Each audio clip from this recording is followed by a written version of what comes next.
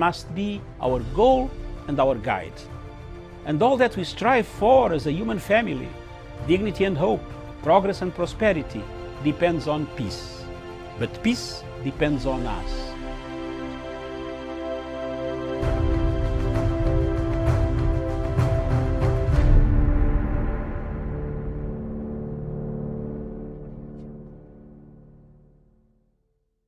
A very good morning to you, and thank you so much for joining us. The show is Daytime Express.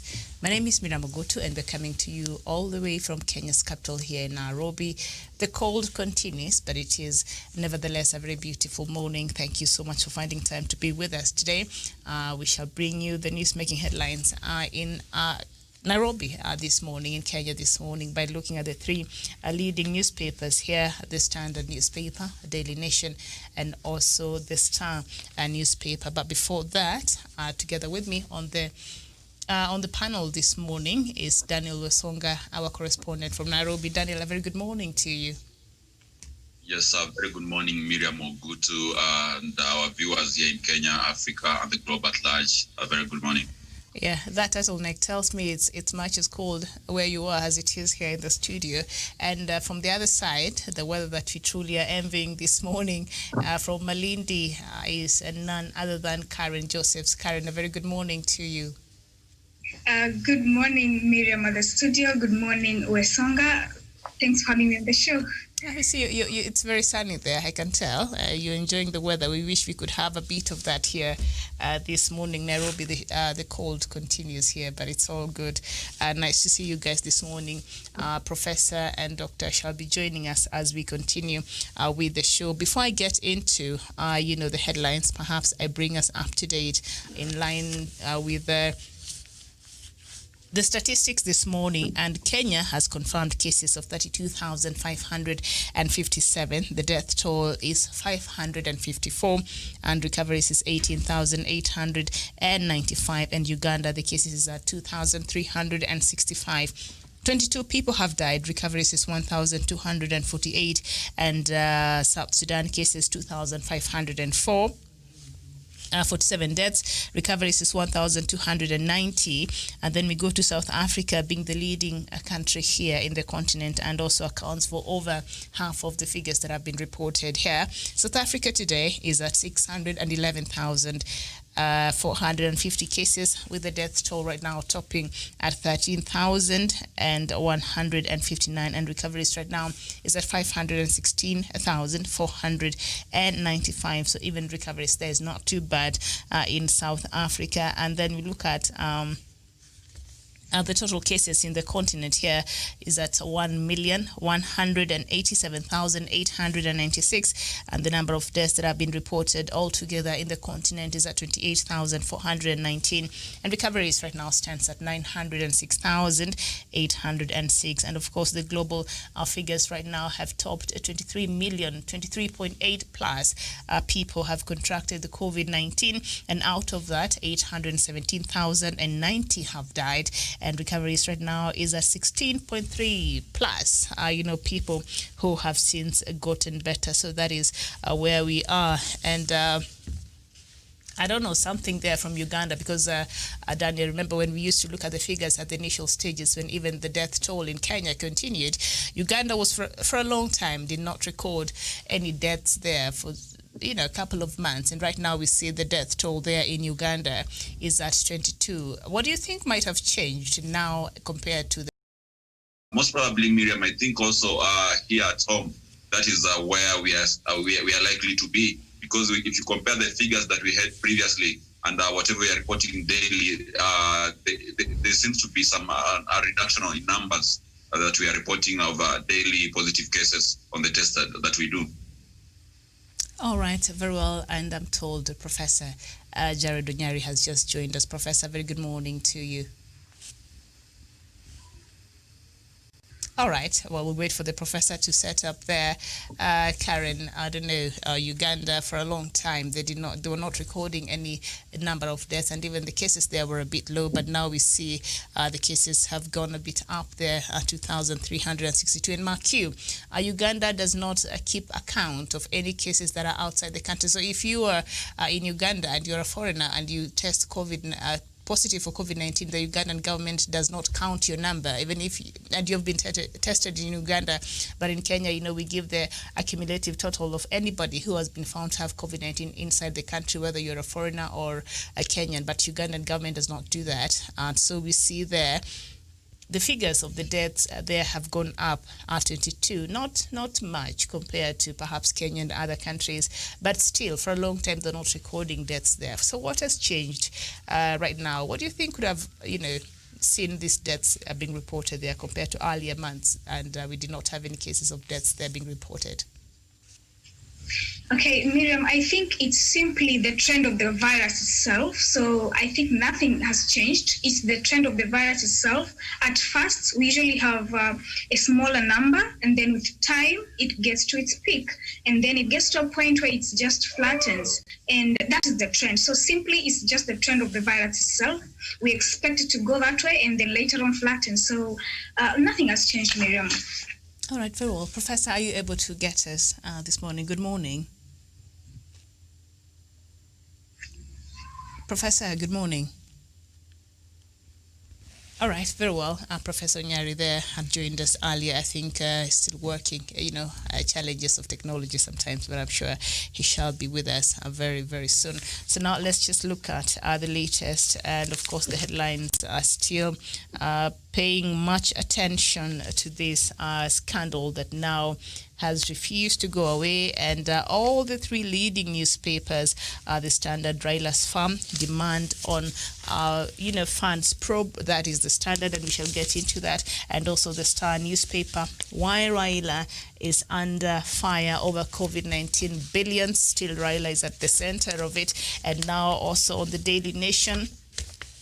Raila takes heat in COVID-19, scandal. This is, I think, a very hot seat that Raila might not have thought he will be one of the people at the center of now being mentioned there. But of course, the investigations are going on. And let's just start with the Daily Nation. There says Raila takes heat on COVID-19, COVID scandal. And down there it continues to say, outrage. ODM leader yesterday said the party would not defend anyone found to have benefited from COVID funds, but a statement chastising the media and demanding an audit before criminal investigations start has been widely criticized. So what I hear, and even what Raila yesterday came out to clarify, is they have no problem, for anybody who has been found liable to have benefited from this money illegally, for action to be taken. But what they were asking for is for the professionals to do investigations, and then anybody who's been found culpable must face the full force of the law there. But also on the other token, they are saying that, of course, the media, in the manner in which this story has been running, it has received a lot of sort of sensationalism, and so that has brought a lot of side shows outside of what really the matter was. Daniel, what do you understand Raila to be saying? Yes, thank you, Miriam. And I think this is the topic of the day right now. Every Kenyan on every social media space speaking about these COVID-19 billions. And as Raila says, there's been a lot of sensationalism and a lot of euphoria in reporting this story. And perhaps what we need to do as Kenyans is to wait for our investigative agencies. For God's sake, we do have very competent investigative agencies that can be able to dig deep into this matter and leave no stone unturned. And after they are done and an audit is done and the figures are out, then we shall be able to ascertain whether money was stolen or it was used appropriately in fighting COVID-19. But whatever is happening right now, it's very surprising that someone of William Samoei Ruto's reputation is also on the top of the tower shouting about corruption and how this money has been looted prior to before even the investigations are done. And I remember, Miriam, this is one man who has never shown commitment even in fighting corruption. And in one particular TV station interview, he said that he believes, it is his greatest belief, that corruption cannot hinder a leader from doing development. So this is a person who is not, who has not shown any goodwill to fight corruption. Now that raises the question, where is the credibility of these allegations that this money has been looted? So that is why investigative agencies to do their independent investigations to be able to ascertain how this money was utilized. Until then, we cannot be able to cast aspersions and maybe just apportion blames that the money was stolen, and perhaps maybe this money was used quite well in fighting the pandemic.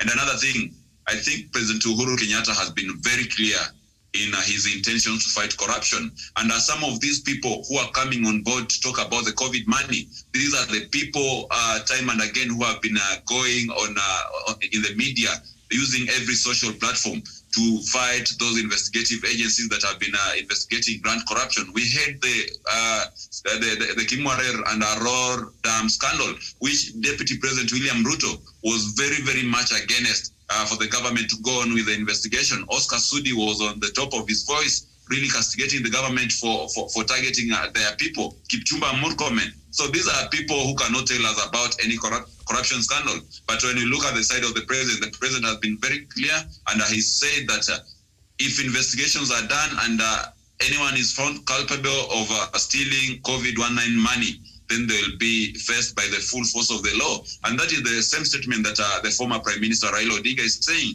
He's just saying they are not opposed to the investigations, unlike William Ruto, and they are very open, and they will support a process where investigations are done. And if any party or any ally of them is found to be responsible for stealing such money, then they are free to hand them over to the rule of law. And like something that we've never seen with this other side that is really shouting themselves hoarse in the media. So I think it has all the bad intention, Miriam. All right, very well. Karen, the ODM leader, yesterday said the party would not defend anyone found to have benefited from COVID-19 funds, but a statement chastising the media and demanding an audit before criminal investigations start has widely been criticized. So, Raila, ODM, basically, they're saying we are not defending anybody who will be found capable of stealing. And so, but what we're demanding is for an audit to see, through an audit, that's when you can see which money has been misappropriated or stolen or things like that. And then before criminal investigations, I don't know, maybe Kenyans do not understand the difference, Karen. Understanding the difference, well, there are who do not understand, and there are some who don't even want to understand. They want to find small issues that come up and use against Raila or ODM as a whole. But I like the fact that Raila portrays, he has always given us a picture that he supports transparency, accountability. He even says that if some of the members are found, or the relatives or friends, it's clear that he doesn't support corruption in any way. He is not for people misusing funds. So people might understand the other way and use it against him, but I think he has been so far a leader who is always for transparency and accountability.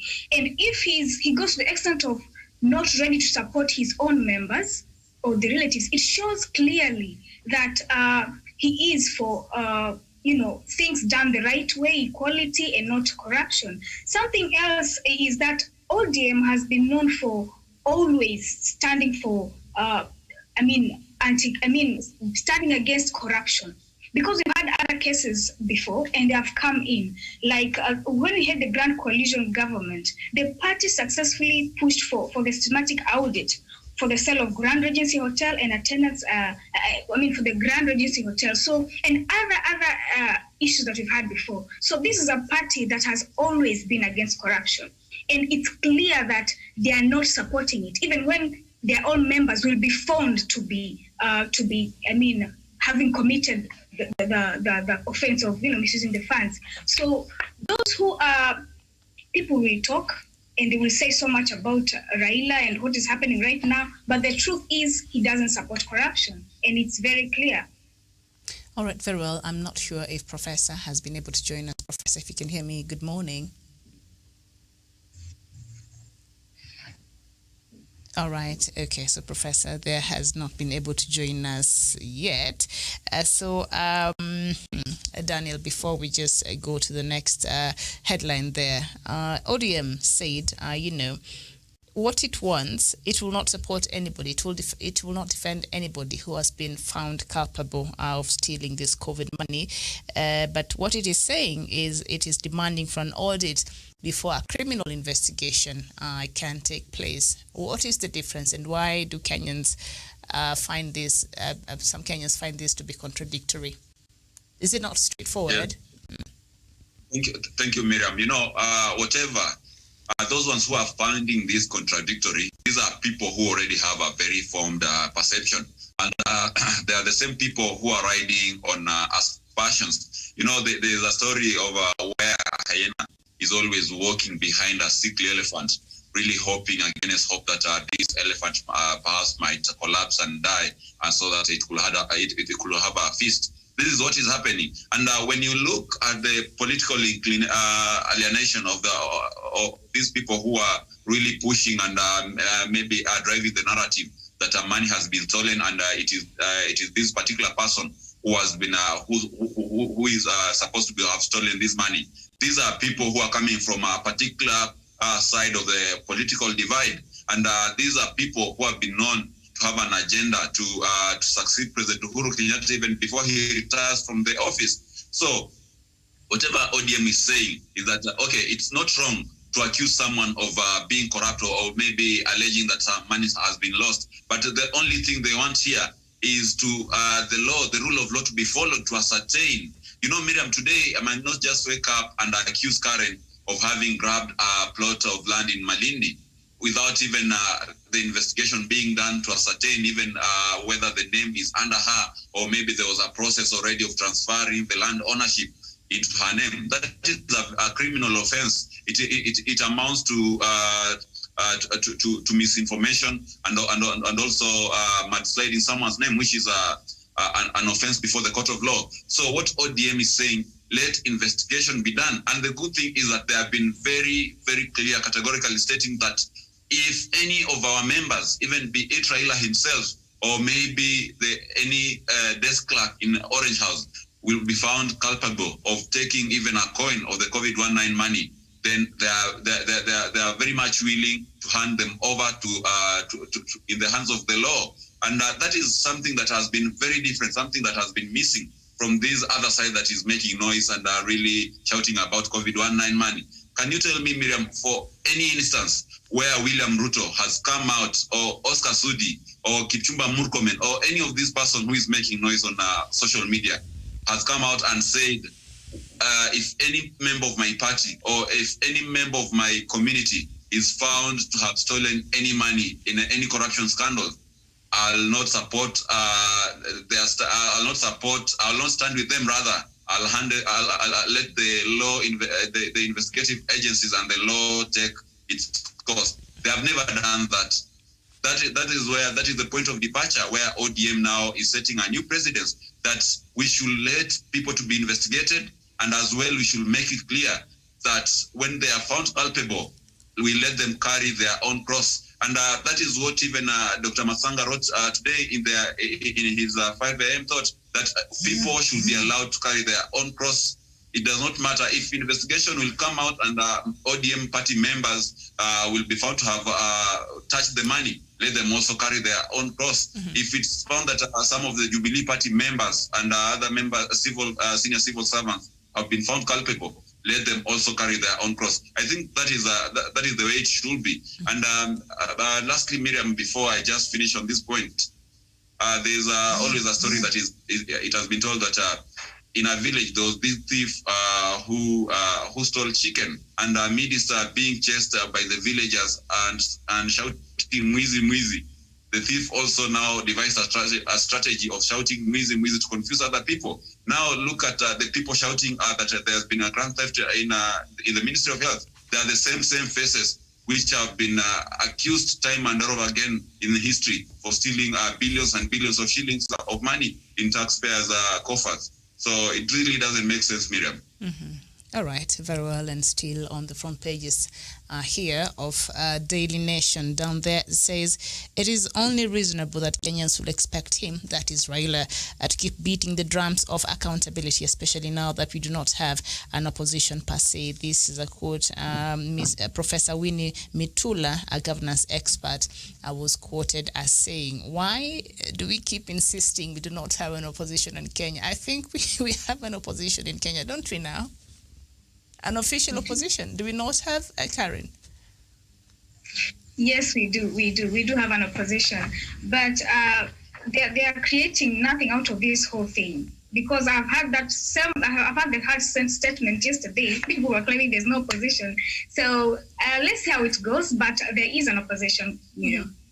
Daniel, why do we keep hearing there's no opposition in Kenya? And Professor Winnie Mitula is quoted as saying it is only reasonable that Kenya will expect him, that is Honorable Raila Odinga, to keep beating the drums of accountability, and especially now that we do not have an opposition per se. Miriam, you know, it is a facade to come out there and claim that there's an opposition in Kenya. For God's sake, in 2017, we had a presidential election where President Uhuru Kenyatta became the first one by garnering more votes than Raila Odinga. And Raila Odinga was number 2. And as per our constitution, he automatically becomes the opposition leader. I don't remember any time in the recent past where Raila Odinga has called a rally or a press conference at Capitol Hill and really announced that he has ceased to be the opposition leader. He's still the opposition leader. Let not those ones who have really moved from being in the rhythms of government into the corners of the opposition claim that there's no opposition. Whatever thing is happening right now, Miriam, is that we are having the handshake between President Uhuru Kenyatta and Raila Odinga. And of course, there has been a lot of very, very tranquil atmosphere in the country. We've been spared from unnecessary drama of protests. We've been spared from the sabotage that was happening from the side of the opposition as well as the civil society and the media. And that is the kind of a peaceful country, a united country that Kenyans need. And if you see people protest that there's no opposition, perhaps those are people who are the greatest beneficiaries of the chaos that pre-existed before the handshake. And if anyone says that there's no opposition, then why can't they take up that mantle and be the opposition that they want this country to have? Because Miriam, it's not even captured in our constitution that one particular person should be the leader of opposition. We don't have such in our 2010 constitution. Anyone can take up that mantle and be able to defend Kenyans as the leader of the opposition. So if they really want to have an official opposition, then they can just go ahead and have it. But really lamenting that Kenya does not have a very elaborate opposition party, then I think it just clutches you to the last bunch of straws from their end. And just stand up before I get to Karen there, because we know after that handshake that happened in 2018 at the steps of Njogoo House, the official, office of President Uhuru Kenyatta, or the President of Kenya, DP Ruto, has sort of assumed the position of the opposition from the tweets we've been seeing and from what we've been seeing the happenings, literally opposing anything that his boss, has been wanting to do. So maybe he's assumed that role of opposition. I don't know. Because even him the other day when he was tweeting about this scandal here, he put the opposition in quotes because they're not really opposition according to a lot of Kenyans and according to him because of that handshake that happened. So is that why he seems to have assumed the role of opposition, because he feels we don't really have an opposition, the perception? Yes, Miriam, that is how it's supposed to be, and, for you to come out and oppose your own government, the same government, I think William Ruto is most confused politician that we have in this era, because, one thing, he's a democratically elected deputy president of the Republic of Kenya. He has been elected twice together with President Uhuru Kenyatta. So it is rather ironical that it is him who is always opposing the president and really derailing the key government agenda. And if people who are aligned to him come out crying that there is no opposition, when a deputy president in the government, in the national government, a legitimate elected government, is the one who is on the forefront to oppose the president in every noble agenda, then it's quite unfortunate. And one thing I really like him as he takes the corridors of the opposition to learn from Raila Odinga is that a good opposition leader does not oppose every government agenda. Even before the handshake, we had instances where the opposition agreed with the government on some steps that the government took in pushing the people's agenda. You cannot just be opposing anything that comes from the government, either progressive or retrogressive. So that is what they need to learn from. That is what the best opposition leaders in the world do. All right. I see that you are joined by Doctor. Doctor, very good morning to you. Yeah, good morning, Miriam. Thank you very much, all of you. In the studio, I am on the road. I've become an investigative journalist on the road. So I am hitting back on finalizing a few investigations here and there. But thank you very much in the studio. Thank you very much, Karen from Malindi. Thank you very much. Karen, you don't sound happy. What is the problem? And please smile. The day is going to be all right. And thank you very much, Wesonga, and thank you very much, Miriam. All right, so we are looking at the front pages here, Doctor, and we were on the Daily Nation where Raila takes heat in COVID-19 scandal. An ODM leader yesterday said the party would not defend anyone found to have benefited from COVID-19, but a statement chastising the media and demanding an audit before criminal investigations start has been widely criticized. So what the ODM is saying, they want an audit to happen at the scandal there and COVID money before any criminal investigations, which I think is quite straightforward. But why do you think a section of Kenyans are finding this to be contradictory? First of all, let me tell you frankly that this whole corruption of COVID-19 is being blown out of proportion. That's one. It is the root of fighting back. That's two. Let's be very honest. Ruto and the group are fighting back to belittle the president. They are paying people to plant stories. We are not going to speak under the carpet. For how long shall we speak under the carpet? We have been saying it on this television for many years. For many years, there is somebody in the government who is trying to topple the government through mutilation, and that person is known. If the president doesn't see that, for us ordinary people see what is happening. Look at the type of people who are being targeted. Opposition, those people like opposition, all those who support President Uhuru Kenyatta are being targeted. But are there no people who have been supplying? Ruto's family and other people have been supplying KEMSA. Why can't we look at all the records of KEMSA and see who is supplying what? I think you on the panel, pick this up. Those who are on the ground, I'm very far, miles and miles away from Nairobi, from Kenya. But I am telling you frankly, it is them who are planting the stories. I'm not saying corruption might not have taken place. It might. But why is it that the other side is singling out people to mudslinging, to blackmail?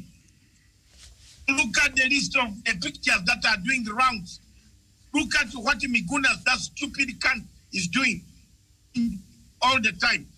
It is the same. He's being paid money to tarnish the name of the president. If there are investigations, let these investigations come out with the names, how much money was stolen, how much money was taken.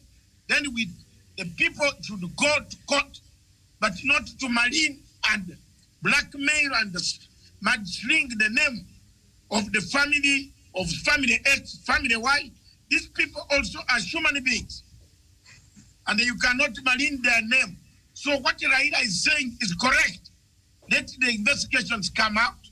When they come out and they prove that money was stolen, then we can know the names of the people. We shall call them out. But this is a political witch hunt. We also want to take this opportunity. I would like to take this opportunity to ask the Deputy President to account for the 7 billion, which he said was the only money stolen from Emerald and Kemerald. We want to say it now. Let him also account for that money. Because he said he had a bank guarantee for the money. Can he bring back that money? And can he go to Italy and bring that Muzungu to bring a bank guarantee? We have been keeping quiet for long. Now gloves are off. An answer for an answer. You touch Uhuru, we touch you. Yes, you have threatened Uhuru too much. And we are not going to keep quiet. You touch him, we touch you. And in fact, we are going to touch very, very seriously up to a point that somebody will hurt, you don't know. We have a lot of data. Internationally, we have data everywhere. Now, because when you talk from Kenya, they threaten you. We shall touch him. Yes, thank you. All right, very well. And just before we look at the next... And Amelia, before we go, we are not saying we support corruption. No. What we are saying, we want the names investigated and you put out the list instead of balkanizing, bastardizing people and killing the names of the families. Some of these families have suffered for a long time. Yes, if you are doing politics for 2022, be prepared also to be told we shall do it from air, from land, from the sea. We have also planted land missiles from today, hands off and gloves off. It will not be quoting every day. We have been quoting. Oh, the deputy. No, we are going to go for the body, for the real facts. Sasa mambo ndio hiyo imeharibika. Because if you go on insulting Uhuru Kenyatta every morning, paying people at night to go and insult Uhuru Kenyatta, paying people to make sure that they draw photographs of Uhuru Kenyatta, we shall also draw your photographs. Let it be known. I don't know much Swahili, but I want a song that can interpret that. And you, Miriam, you touch Uhuru, we touch you. And let it be known today. Some of us don't care, damn, man. We don't. He doesn't feed us. Uhuru does not pay me, but I defend Uhuru. Because he's a good president, he's a very tolerant president. If it had been other presidents, some people would be in jail. Where is the death of Canel? Where is Sergeant Canel's report? We want it. We notice people are taking us round corners. When in actual sense, these guys are planning something bigger than what you think, you people. If the security agencies in Kenya are not careful, we are going to have a problem. We are not going to keep quiet, Nyenye. The security agencies must be careful. They are taking us corners. From the time when the president said, audit, life audit, this group of Tanga Mujahideen started dodging everything. They don't want to be accountable. They don't want to do a lifestyle. They frustrated the president. Now they have come to this issue of COVID. If 1 billion was given, where did the 43 billion come from? 1 billion was given to CAPSA. Where is the 43 billion from? tuachane. And we are not going to keep quiet now. You touch Uhuru, we touch you. He doesn't pay us to talk. No, he does not pay us to talk, but we shall talk. I have also done a very thorough investigation. Where I went for investigations. I will be back in Kenya, and you will see the fire. From now onwards, the fire. Yes. And for your information, Miriam, I don't talk anyhow. I am the only one that ICC can reply to. I am gonna display the letters this afternoon. Give me a special program this afternoon. I have received my replies from the International Criminal Court. Where? Let the Kenya government show where their papers are. Mine have been replied. Where? At the end. Don't try it. I can be replied by international agencies. And they are going to be displayed for the public of Kenya to see who is a man on international street who can win a case. This is the Dr. David Masanga, all the way from mobile unit of Punchline Africa Television on the road, miles away from Nairobi, from Kenya. Thank you very much. All right, thank you so much there, Doctor, giving us his opinion on what is happening in regards to the headlines that we're having this morning. Before we get into President Uhuru Kenyatta's, legacy there and Big Four agenda and what is it that President Uhuru Kenyatta is doing so far. So something else Medium, I am pressing another button because I am going to end an underground train. I need now to tell you my view on the agenda Big Four as you discuss, so that I leave you to discuss. There are so many good things that Uhuru Kenyatta government has done. Some things have been done, completed, some are still to be done. We would like to ask the people of Kenya to understand that the same people who pretended to be doing projects, they were the ones getting kickbacks from this project, which have not been completed.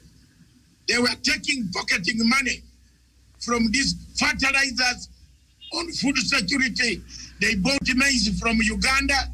I have now got all the documents of the person who bought maize from Uganda using a state house operative in Uganda to import maize into Kenya. I've got all those details. I'm now going to table them to the people of Kenya to show that the food security would have worked. But one person gave his cronies money to buy maize, to fill the maize. Is this a man that the people that say they want him? If he can buy maize to starve the farmers, the local farmers in Kenya who cannot grow their maize, walai, what about when he's in power, walai? Wapi. Thank you. All right, very well. So we shall be waiting for that information. In the meantime, I think there's something here that we have to look at before we move to the next topic, and that is plot to steal cash. How head teachers fudged the numbers in a bid to rob state of school cash. Let's just look at that story on the back page here on the Daily Nation, and it says fraud delays release of school cash. A scheme by some school head to swindle the government of funds has led to a delay in the release of the cash for paying teachers and other staff employed by Board of Management. According to Education Ministry, the head teachers submitted exaggerated list of staff, prompting an audit that now has taken weeks. And what is holding the money is unverified data that was submitted to us from the field vis-a-vis the data we have with the Teacher Service Commission at TSC. We have received a humongous list from the field, including the teachers who are not enrolled with TSC. Education Chief Administrative Secretary Zach Kinuthia tweeted recently, and we know that the teachers union there have been asking for the government to come in, and I think about how much, about 6 billion, I'm not sure about the figures, was released to be dispersed to the teachers so that they're able to continue receiving some salaries there, because the schools have been closed since March due to COVID-19, and so the head teachers were the head teachers. Doctor, we can hear you. Hello, doctor. All right, very well. So now the head teachers were supposed to prepare a list of the staff and present it to the education officers in the different counties there, so that this money could be released. But apparently some head teachers have gone ahead and exaggerated the figures. Well, the government is trying to do a good thing to ensure that they cushion the teachers, and we see here some head teachers are colluding, and now they're trying to even rob the government. I don't know what I mean, corruption. Let me come in now on the question of teachers. This is a subject that each country, even in Britain, where we are, where it is, people are taking education very seriously because it handles the children. You can heal COVID-19, but you cannot return a child who is sick. Therefore, we must be very careful to make sure that we don't allow our children to those schools where teachers have got inadequate materials, inadequate money, inadequate resources. The kids are not returning to school. According to the Ministry of Education, they're supposed to be communal lessons, and there has been very strict guidelines that have been issued by the Ministry of Education. So I'm hoping, the teachers responsible will be following that. So they're not going back to classes. That is not the case. But they were expected, yes. But now we are helping the teachers, isn't it? Is that the money that is for helping teachers or helping who? For paying the teachers, and now some head teachers are exaggerating the number of staff in the schools. They want to get to rob the government basically through corruption there and get more money from, as opposed to what? Miriam, we have a problem with our Kenyan situation. Every time, for every angle, there's someone trying to eat something somewhere. Oh my God, this thing is chronic in people's blood. The only way to save this situation, I wish we became Singapore. I have said some of these things you need to change the law a bit. When you go now to Rwanda, even if you are given a job, I bet you will be worried whether you can take the job or not. Because the job in Rwanda can take you to a very bad situation where you either go and rot in jail, or they will get you and one of your legs is gone. So some people in Rwanda fear even doing any job at the moment, and they have respected the money. Here in Kenya, I agree, President Uhuru said democracy, but this democracy is not going to leave the legacy. This democracy is going to kill the legacy.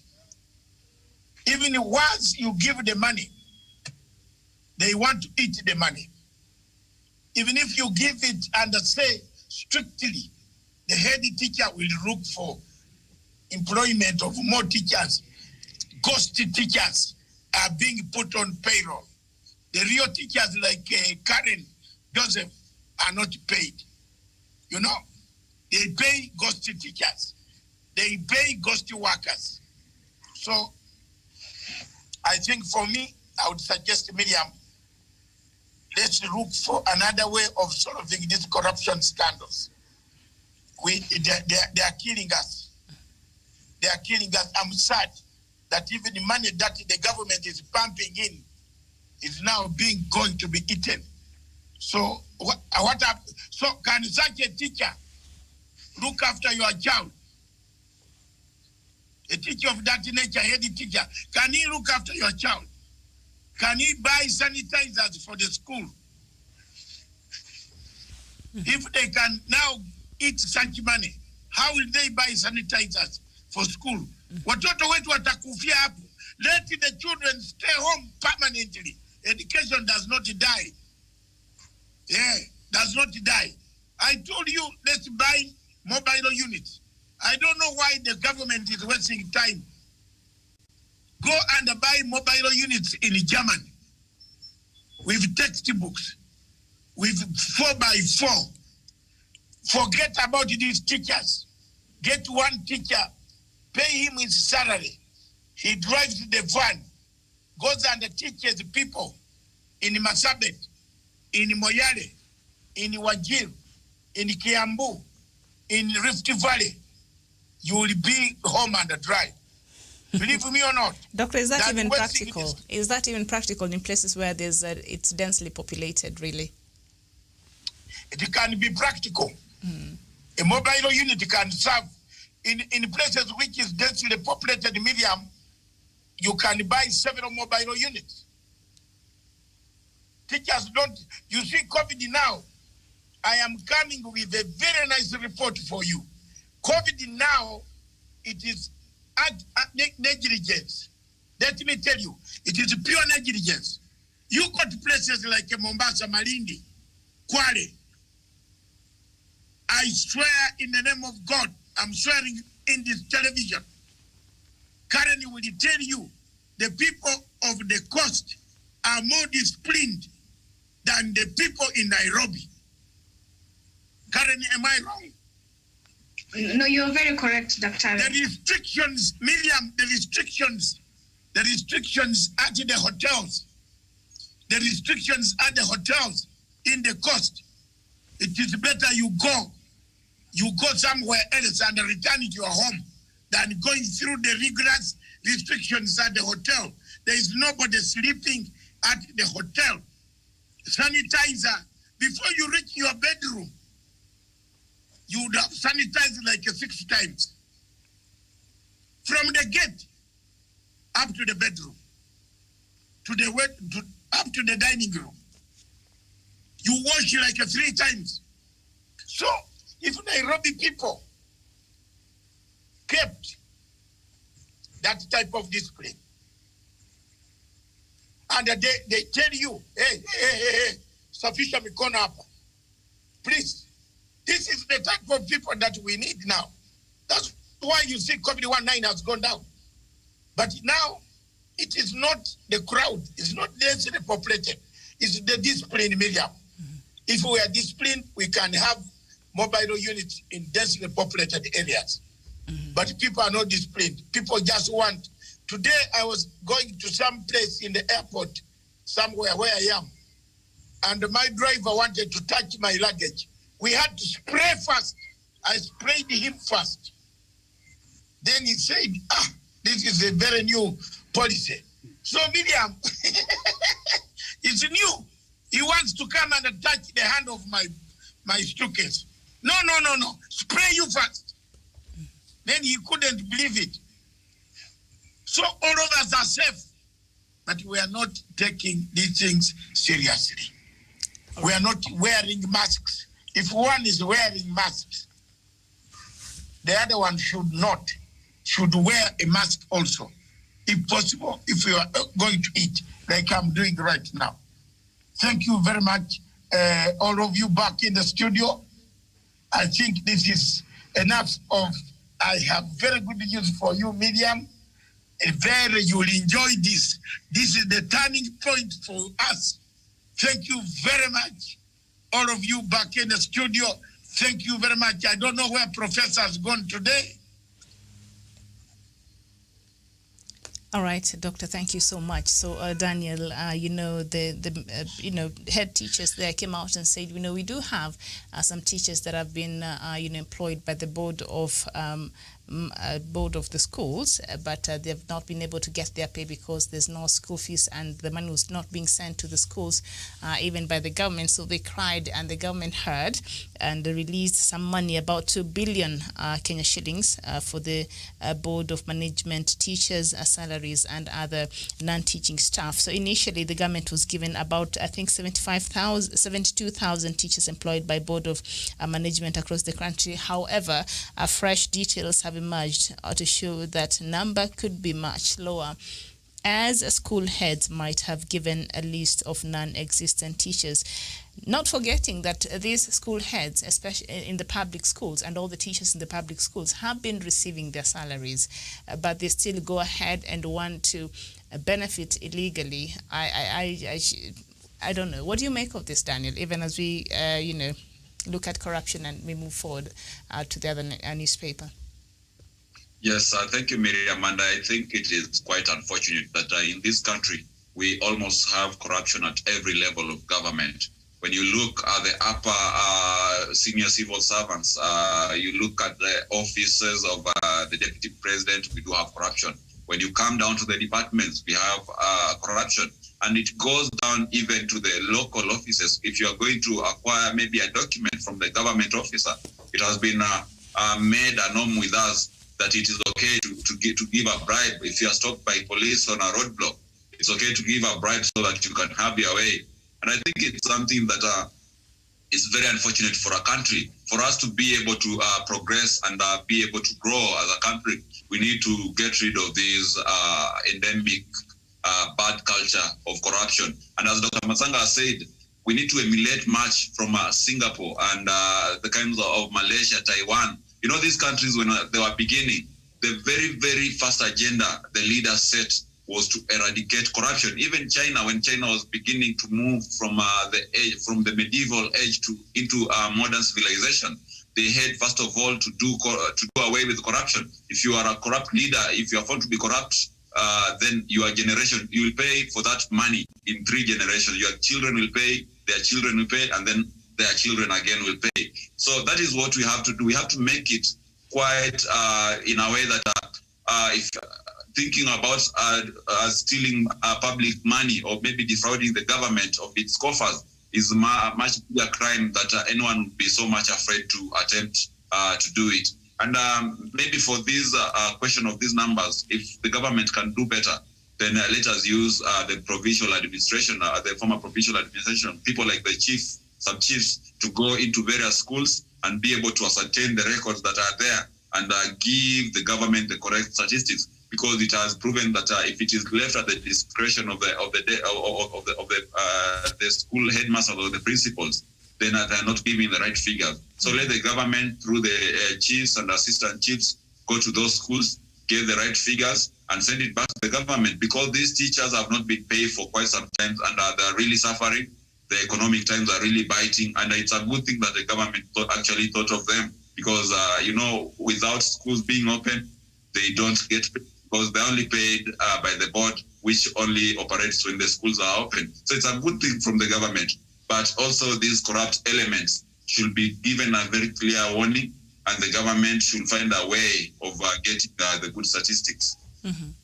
Very well, Karen. It's like a lot of Kenyans are just looking for an opportunity where they can just get money in ways that are not okay. And now we see here, the teachers, they came out, the head teachers a couple of days back and TSC, and they said, we have the teachers that have been being salaried by the board of management, and now they're not able to get their salary. So can you help us? And the Ministry of Education, through the government of Kenya, chipped in because of the special conditions that we are in right now, and said, we are going to take care of these teachers. And then you find a few heads of these schools now wanting to benefit and send in list that is exaggerated, and they're seeking to benefit from this unfortunate a situation that like what you're seeing even now in other this scandal that you're seeing in other scandals that have really since become since the COVID-19 in this country. I don't know. Is there hope in regards to the fight against corruption in this country? I know President Uhuru Kenyatta has said he's really committed to ensure, but when you see even things like this? Why are the evangelical, pastors not coming out and castigating things like this? Because this is also immoral. Karen, what do you make of it? There's this tricky question you've asked, Miriam, if at all there's hope. It's very difficult to tell right now. And if there is any, then it will take time before we eradicate this whole virus, apart from the COVID, because the level of greed nowadays is just too high. The greed is just too much. And we cannot allow these teachers who are home, who are employed by the board of management, to suffer just because some of the head teachers are taking advantage of the whole thing. What we can do here is we have educational officers. They can visit these schools, because what I know is the head teacher should always be around. Now let them have a list. Let them show evidence, the head teachers themselves, that we've been with these teachers from then and particular time, and these are the numbers. Let them be sure of what they are picking, But then we're sure that they would have picked the right statistics, because it's not proper if we're to stop this whole project just because some of the head teachers are doing so. Then these who are the head teachers who are found to be culprits, let the law take its course, because it would be so unfair for us to stop this whole project. You add it out. The government decided to help these teachers, and then we stop it just because they are head teachers who are taking advantage of it. So let the education officers do the right thing. Let them do a follow-up, and those who are found to be culprits, let the right thing. Let the law follow its course. However, it will not be right for us to stop this whole thing. And so far, they are really suffering. It's very true, Miriam and Wesonga. The things on the ground are not the way they seem, because some of them are the ones who are depended on. And you can imagine, you have no job, you've not been paid for months and months, you have kids and all of that. So the head teachers who are doing that are not doing the right thing. However, the government should do a follow-up, because we cannot stop this at the expense of the many who are suffering out there and who need that. And as for the churches, yes, I think this is another chance for them to come in and speak on behalf of the teachers who are suffering out there. It should not be selective. I think that would be very nice. I think, Bishop Karaoke and the rest of you who held that press conference there, not that it was bad, but I'm just saying, even come out and speak about things like this. I think we need your voice to be all round. Thank you very much. Now, on the Star newspaper, why Raila is under fire over COVID-19 billions, and I think we've talked about that. But up there, 2022 plans, because also today we're looking at the succession politics, the BBI and all that. It says 2022 plans, DP Ruto's new political strategy against Uhuru and Raila. And we go to page 6 of the Star newspaper, and it says Ruto poses as Mr. Clean, a new strategy targeting Uhuru Raila for the first time since 2013, when he and Uhuru clinched victory. A deputy president admits to corruption in government, blames president, and drags Raila's name in the mud. Daniel? Yes, thank you, Miriam. And I think, as Dr. Matanga said, this whole melee about the COVID-19 funds has everything to do with the 2022 politics. And this one, William Ruto is using this to blow it out of proportion to get some political mileage out of it.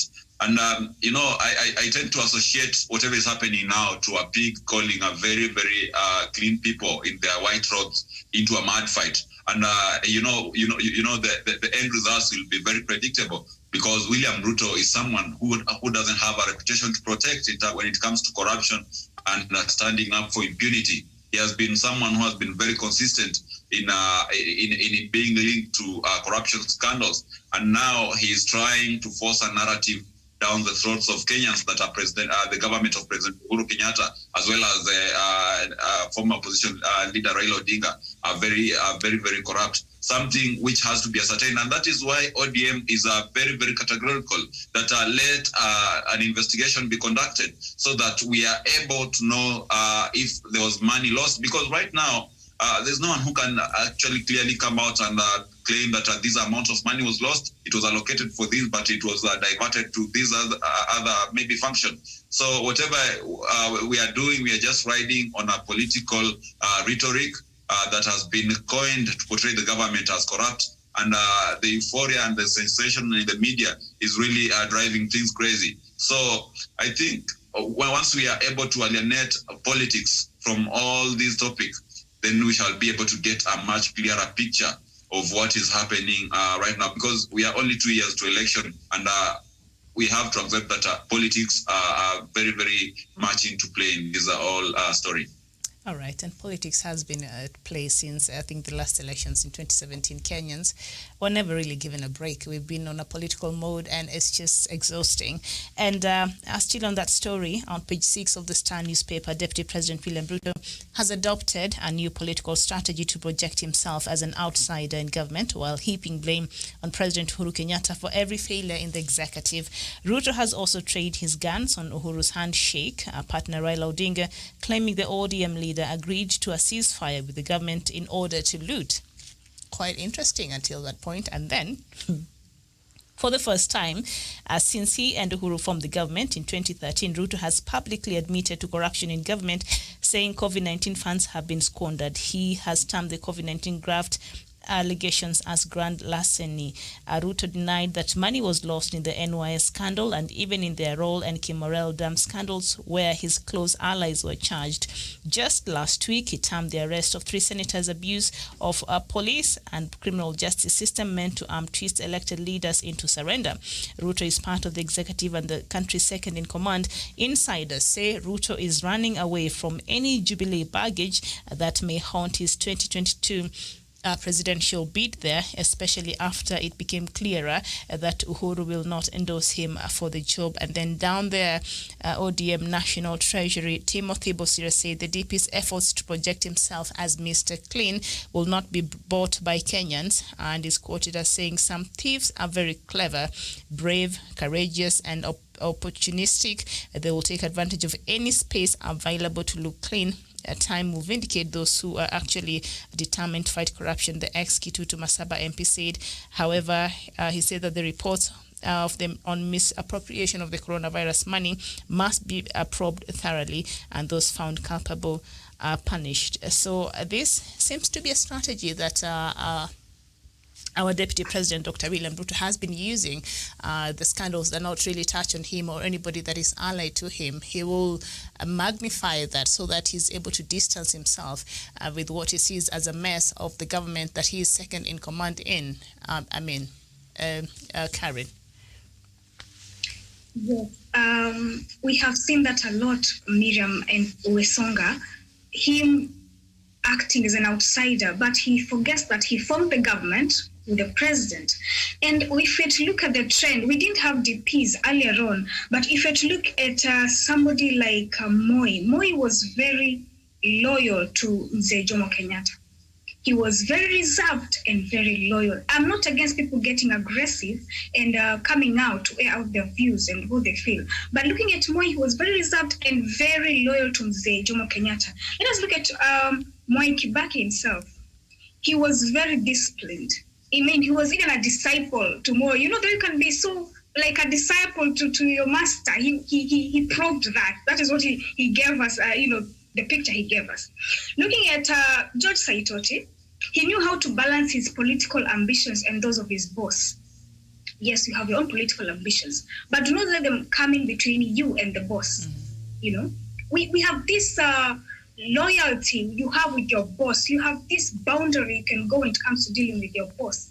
So I think it's correct that he might be using any opportunity to make this other person to paint in black, but it's a strategy. And what we have known right now is it's a strategy.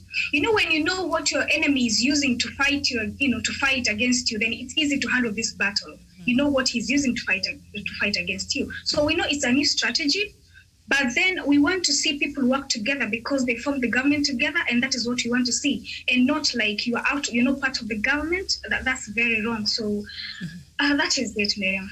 All right, very well. It's interesting that you've made reference to, the former deputy presidents we've had and how they're relating to their the bosses there, the presidents before there, and suddenly our deputy president William Ruto is really not using the 40 years laws of power as a template in which he's basing his, his political ambition. If he feels what he does serves him, the people go for it, and that is what he's been doing. And now this Mr. Clean Tag that he's been trying to, according to this, John Clark, according to the Star newspaper, it is said that DP Ruto, because every corruption that has come in the past, has been associated either with his allies or on his side.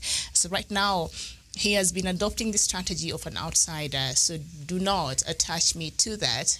But also there, as we've read in that story, they're saying, during the NYS, loot, during the Aurora and Kimorel loot there, he had a different tune. So definitely, I think when it's on the other side, it's easier to talk. So are these calls even for, audit and prosecutions, are they genuine, or this is just another political, very serious situation? Because the monies have been lost. That is the truth. We can't even go round about it. The money has been lost, and audit should be done so that we see, and the people who have been found culpable should, face the law. But are we over politicizing this matter so much that it will derail us from actually pursuing the real issue here, Daniel? Yes, thank you, Miriam. And you've talked there's something important about the 48 powers of power. And one cardinal power, law number 1, says that never outshine your master. And essentially, that is what the deputy president is trying to do. And Karen put it into perspective by just going back, flashing back on the previous vice president that we had. Jaramogi Oginga Odinga was a very, very loyal deputy to President Jomo Kenyatta, despite the fact that the Mount Kenya mafia wanted to somehow alienate him from the power, the center of power. He remained loyal, and even in his resignation, he never showed any arrogance or any kind of belligerence towards the head of state. He resigned peacefully, and he went back to champion his own political agenda. Secondly came President Daniel Toroitich arap Moi. Moi was very, very loyal to President Kenyatta, in that even when they were in a same meeting with the president, he could only greet the people and say that this is the president's meeting. Kindly, Your Excellency, come and address the people. But look at William Ruto. William Ruto is someone who speaks more than the president. He wants to take on the head of state, even in his own backyard. That is the height of ingratitude. It's the height of belligerence, Miriam, to do that. You cannot do that. Even in the art of war, where Sun Tzu, one of the best military strategists and war strategists, says that for you to be a commander, first of all, you have to learn on how to obey, because you cannot be arrogant and rude to your commander today, and tomorrow you want to command the same or to inherit the same troops that he led yesterday. So that is one thing that William Ruto should put into consideration before he takes on the head of state and the government. Number 2, if William Ruto feels like maybe perhaps he's not in the same government as the president, always apportioning blame and really lighting fire of rebellion against the head of state, he should do the honorable thing, as we have talked here on the show previously. Let him tender his resignation so that he becomes the official opposition leader, and there he'll have the credibility to oppose the government and to keep it in check. Otherwise, earning a salary for being an elected deputy president to President Uhuru Muigai Kenyatta, as well as sabotaging the same agenda that the party and the president stands for. It is very, very the height of anarchy, Miriam, because you cannot be in the same government as well as oppose each and every agenda. You are not practicing your mandate. And I think the man is not clean as he's trying to portray himself. Kenyans cannot forget about the 21 billion Kimwarer and Aurora dam scandals, which the investigative agencies found out that 21 billions had been lost. And for this COVID-19 money, no investigation has been done yet. It's just a matter of casting aspersions and insinuations without verifying and fact-finding? What if it happened that an investigation is done and it found out that no money had been lost? So that is the point of dilemma there. So they should spare Kenyans the drama and the incitement that they are doing towards the government. All right, very well. And there have been several calls, from even different political leaders saying, if Deputy President, you're very unsatisfied with what is happening in the government that you're part of, then the right thing to do would be to leave. But DP has come out very clearly and saying, hey, I am not going anywhere. I'm here until I think the term ends. So anybody who's calling for him to resign, he said that is not a satisfaction that he will give you anytime soon. Prof, I hear that you have joined us. How are you? I'm good. Oh, there was a problem with my camera. I tried to join in and I tried to click. It could not be able to, but I thank God it's now okay. All right. Karibu sana. So you were just about to leave this topic you've been discussing before. Yeah, let me just comment from where you found you. Mm-hmm. Miriam, Kenya, we are at the darkest moment in our history. Why? We have come up with this mentality: crucify him, crucify him. We have come people who can mob people and mob justice without even knowing what has been done. Yesterday we did say, and in fact, see the director for Ethics and Anti-Corruption Commission, he has said these things complex, Miriam. You are saying the man has been installed. Which man has been installed, Miriam? Yeah, this kind of mentality that you are having an intuition, you are having a perception that the man has been stolen. Let Kenya now come forward and tell us which man has been stolen. Which man has been stolen? What can only be done is a perception we have. Let the investigative agencies investigate, audit, and then they give us, this is the money which has been stolen. There were no procurement rules, were not followed. But if we go this way, this is how thieves behave. I'm sorry for using that kind of word. Mm-hmm.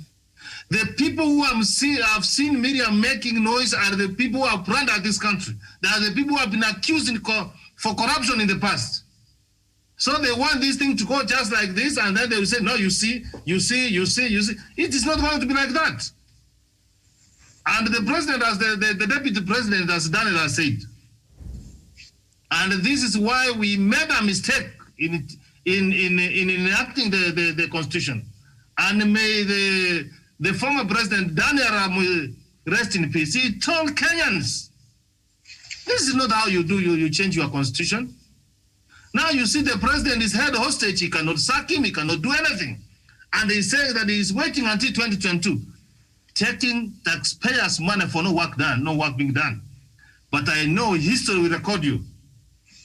When Jaramogi found that he cannot work with Mr. Jomo Kenyatta, he said, no, let the future generation not come to charge me that I was earning the salary and I was not working. So on the part of the deputy president, he has become reckless. He has become so cheap. He doesn't even know the direction. And we gave a recommendation here yesterday, and we will continue advising him, go to the president and assist him. The Honorable Prime Minister is not in government. He only shook hands, and you know what you did with these elections? You know that. If he continued with that kind of resist, and now you are against that handshake, I'm sure they could have jumped on the war, like what you saw happening in Mali. Kenyans were so much furious. And remember, Miriam, I've said humility is not cowardice. The president, the prime minister had to humble himself with a lot of humility and say, President Uhuru Kenyatta, let me shake your hands. Kenya is bigger than all of us. Now you are coming with cold man and you are trying to say, I was not involved, I'm not happy. No. Miriam on this. Every Kenya, and you see now, he has given some few handouts, now they can be able to do demonstrations. What are you trying to show? They are the competent institutions investigate. We know Miriam, Daniel, Karen, Jared, and everybody else have been involved. And then if they cannot be taken to court, then we start making noise. But if we make noise at this point in time, the thieves we are almost getting, we will lose the direction. So Miriam, it is very unfortunate on the part of the president, the deputy president, that is not helping the president to fight corruption in this country. And we want to know. No, Miriam, I believe in reconciliation and transformation. The deputy president has come I want to know when he was transformed to be a champion, to be a fighter of corruption. Professor, and the only man I believe in the Bible is accused. When he met Jesus, he said, I will return. We want money for Kimorel and all dam to be returned. We want Western, where hotel stands, money to be brought back to the government. Then you start talking about. Yes, Miriam. He's insulting us. But he's an outsider to the government, so some of these things to say, President Uhuru Kenyatta will take the baggage. He does not want to be part of it. He should tell what they are taken from us. Then we can be able to trust. How can a thief of yesterday come and condemn other thieves today? So, okay.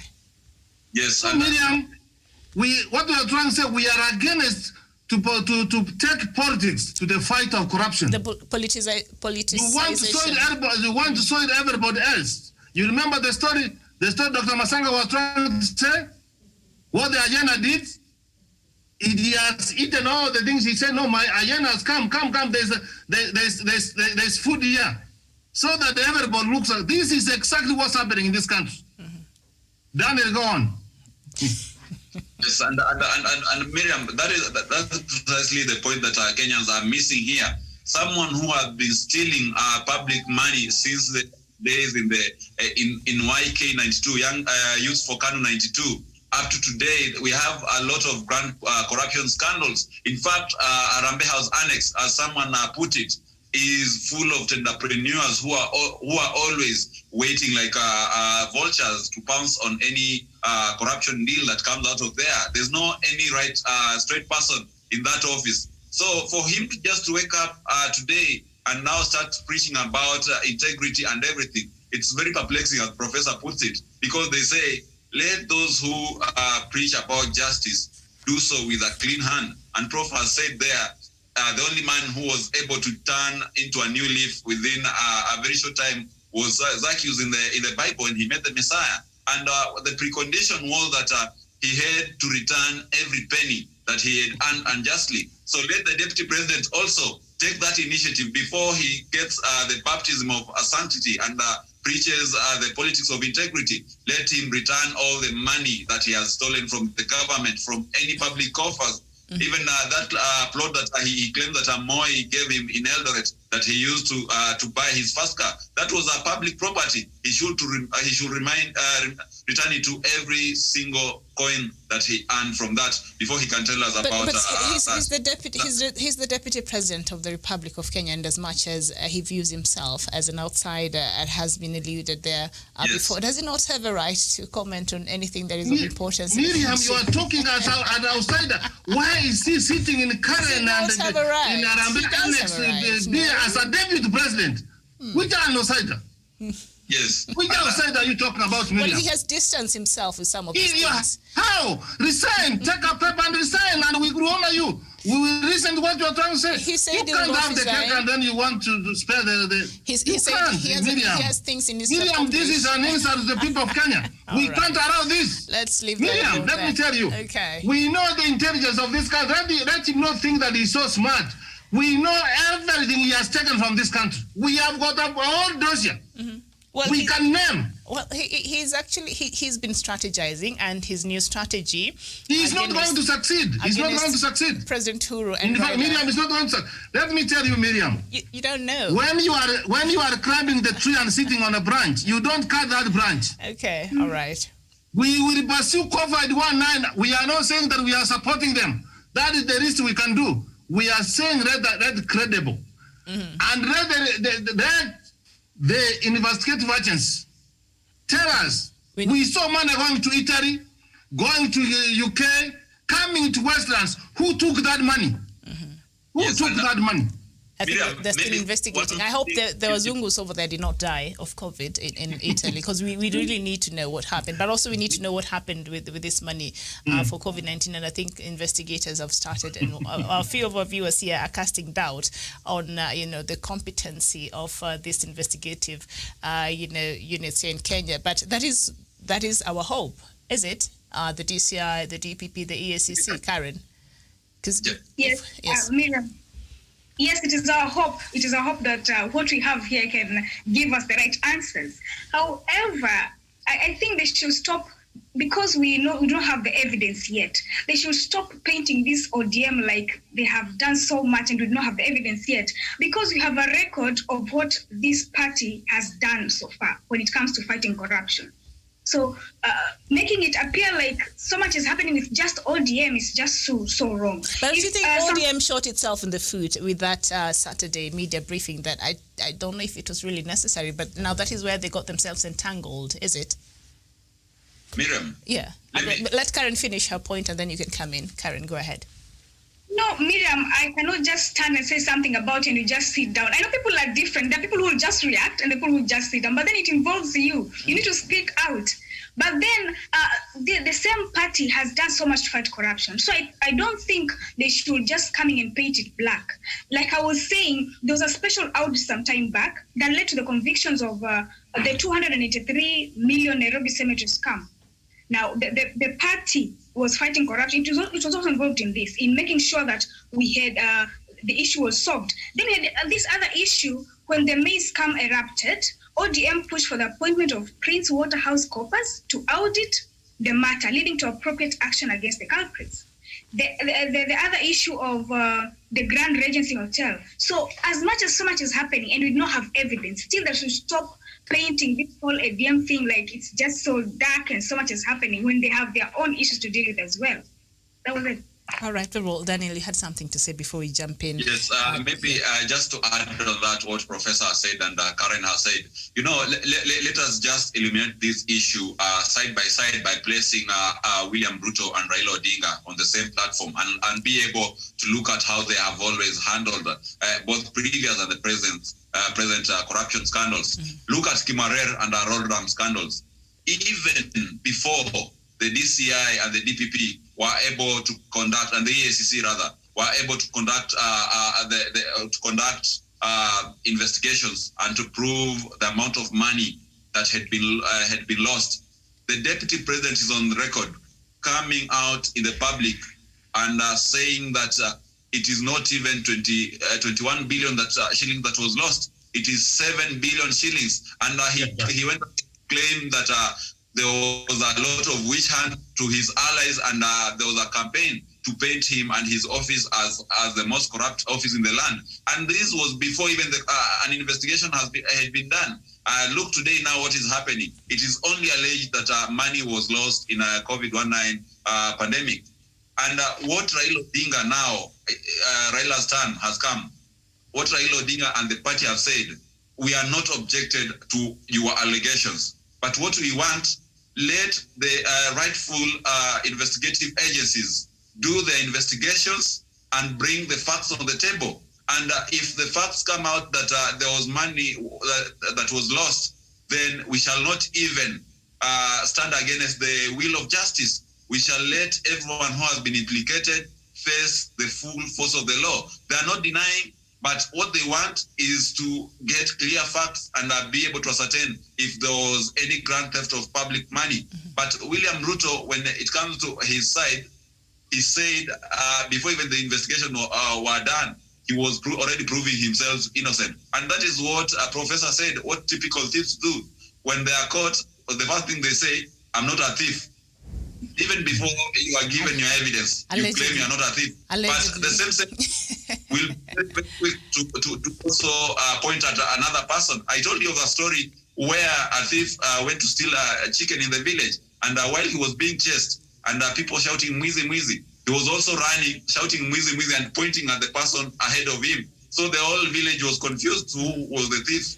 And that is the kind of So what I'm hearing you to be saying, Daniel, is that the track record of our Deputy President William Ruto betrays him and therefore compromises his stand when it comes to speaking about corruption. Is that what you're saying, Professor? Is that what you're hearing Daniel to be saying? Miriam, you cannot erase or delete history. Your yesterday is your yesterday. It is yesterday. You cannot do anything with your yesterday. What we are trying to say, I don't know why people so maybe, are not. Maybe why it's trying to clean up his today then and tomorrow. Investigations and we nail people. Why do you want to nail people before? In fact, let me tell you now, if we go by what these people are trying to say, people will go just to court and they will be set free. The lawyer will ask you which audit, where is the audit? How do you know the money was stolen? Even the investigators, the CIDs, they will want an audit report to give that these rules, these were broken, they were not followed, there was single sourcing, you went for the highest bidder for the need. He needs that, he needs an audit to do that. So Miriam, honestly, trying to put the Prime Minister and the Deputy President this way, we are missing the point. And the sooner we remove the politics of 2022, and that's why the president is very keen on his legacy. He has said, Jamen, wacha tuchape kazi. Hii ni wakati wa kuchapa kazi. Wakati wa siasa utakuja. Now that they have brought now this kind of this one now, Kenyans are now wondering who is now. And you are asking a question. Why did the ODM say this one? Does someone accuse you? Don't you have a right of reply? Don't you have a right of saying things? You wanted them to keep quiet. Now you have said this, that they are the roles of corruption. Professor, I do not want anything. They had a right of reply. Yes, they do. All right. And I want us to conclude this matter because we need to look at this Big Four agenda and our understanding of it. So on the Standard newspaper, I'll just read the headlines there, then I will not even comment, and then we'll go for the sake of Professor who just joined us a few minutes ago, Raila's farm demand on farms probe. ODM leader insists on a professional audit of COVID-19 funds usage and makes it clear his party does not condone corruption, neither will it defend culprits irrespective of who they are. That is on the front pages there of the Standard newspaper. So we close that matter. Now let's just get into President Uhuru Kenyatta's Big Four agenda. Karen, what is your understanding on the Big Four agenda and how do you think it will change the lives of Kenyans from where you stand? Well, talking of the Big Four agenda, I think it will bring a huge impact when it comes to the different sectors, manufacturing, food security, and, the issue to do with housing and universal health coverage, because these are the things that are, based on what we've looked at in our country, they need a lot of attention. So I think after the president is done with his term, or so far what he's done so far, it has not left the country where it was before he came in. So yes, it will have a big impact, and already it has an impact. We've seen so many projects going on so far. So it's a good thing, and it has brought so much impact. It don't take us to where we are like 4 or 5 years ago. Mm-hmm.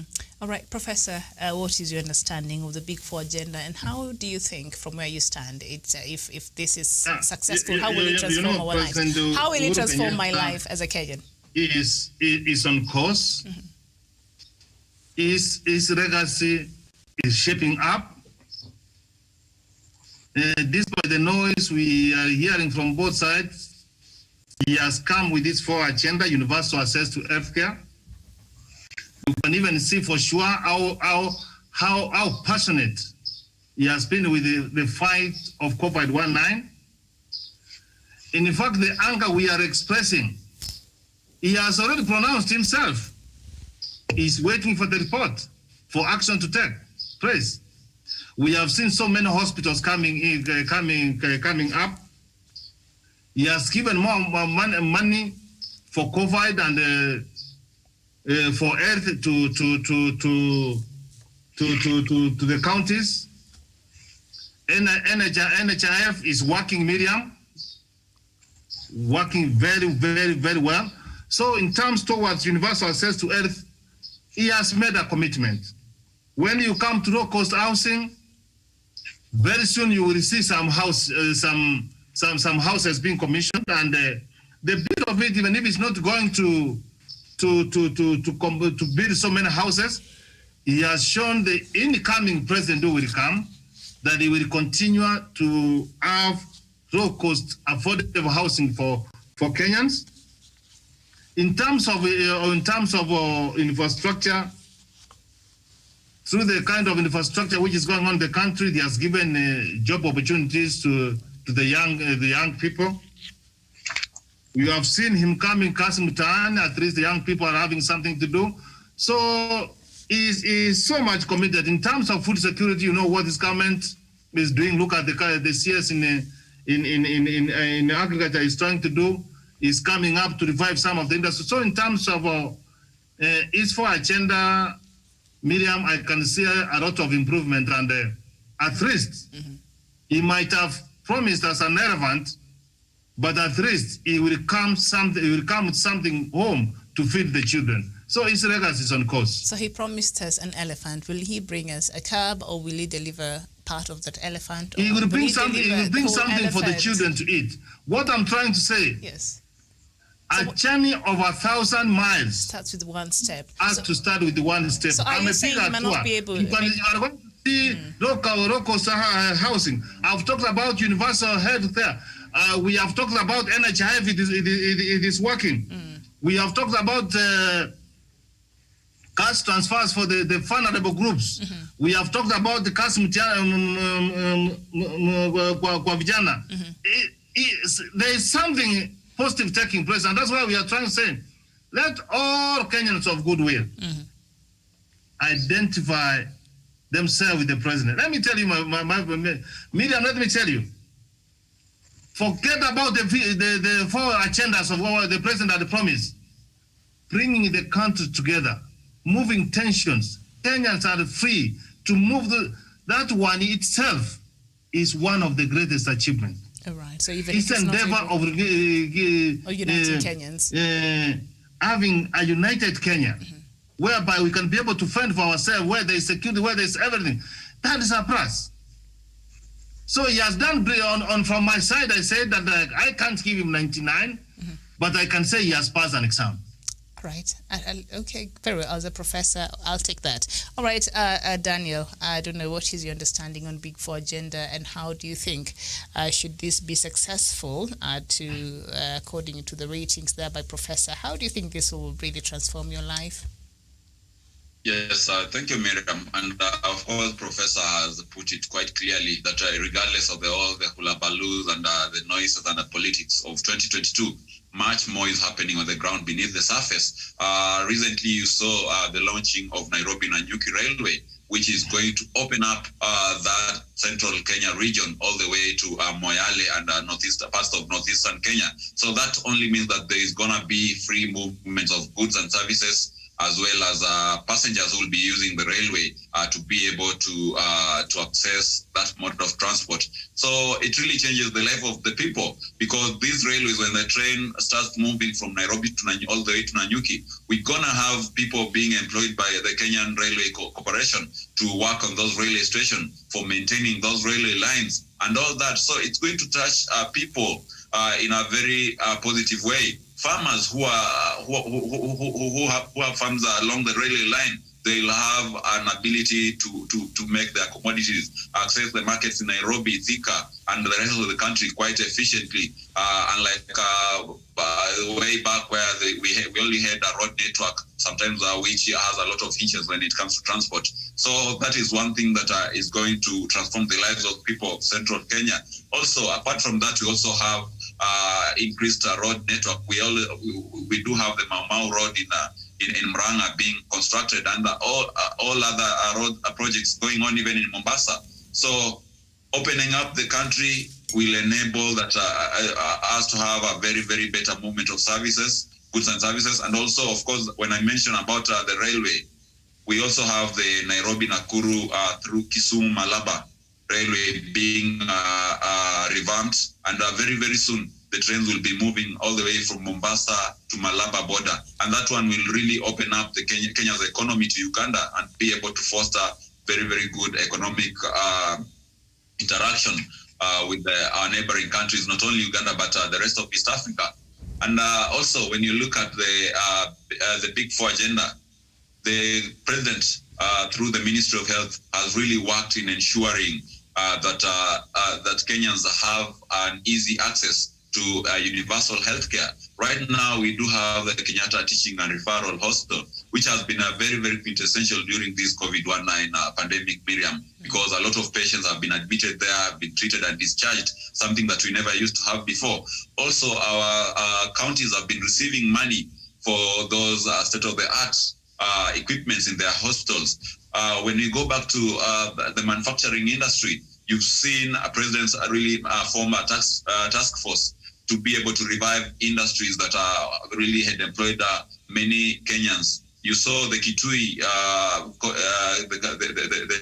the textile industry in Kitui. The president gave them a tender to be able to make chiefs' uniforms. And that is something that really creates employment. It boosts the people there and circulates the money in the economy. Coming back to the issue of affordable housing, already some units have been finished in Ngara and many other parts of Nairobi, and they're ready for occupancy. So indeed, President Uhuru Kenyatta is much on course, and even as people continue to politic about 2022, the president has been very clear on what he intends to do, and he has kept himself away from the politics of the day, only maybe making a comment or two. And in all instances, he has been quoted telling politicians not to dwell so much on 2022 politics, but rather focus on 2022 on the legacy and the Big Four agenda. Mm-hmm. So, from my perspective, as I conclude, I feel that the president is quite on course. And he's not only going to achieve, but he's going to meet past the expectations of Kenyans by the time we reach 2022. And of course, Prof also spoke about a very important thing, which is leaving behind a very united and peaceful country.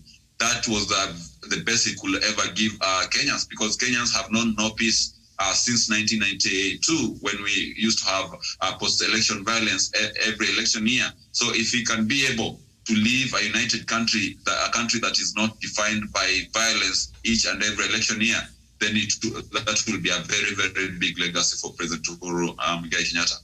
All right, very well. And we know President Uhuru Kenyatta has been trying to encourage us to be our own customers, that is buying Kenya, build Kenya, and encourage us to be, to use locally manufactured goods and things like that, so that we're able to strengthen our economy and also encourage more more people really to become innovative, and so that we're able to support that. And manufacturing is one of the key pillars of the Big Four agenda. And I think COVID-19 has really taught us a couple of things that we didn't even know we could do here as a country after the whole world was closed up, and people became very selfish with the little resources that everybody else was scrambling for.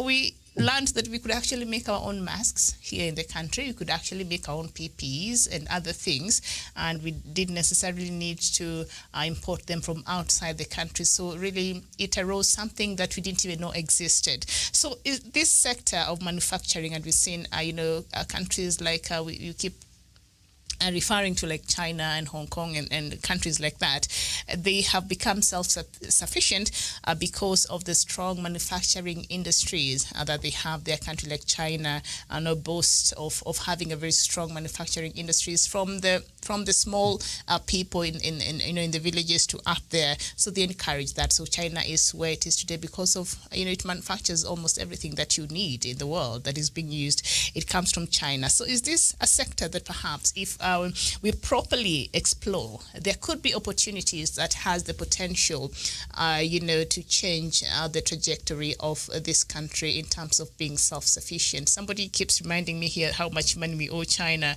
Sidonio, I know, but could we change this, Professor? Yeah, well.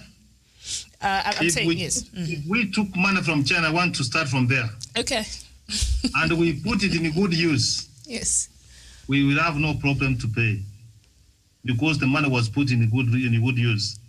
But the problem is we took money from Kenya and we stored them through this kind of corruption. I don't want to be naming those kind of corruption. That's where the mistake is. Mm-hmm. So in terms of that, and you have brought a very good element, and which I need to bring it. The president has said, "Buy Kenya, build Kenya."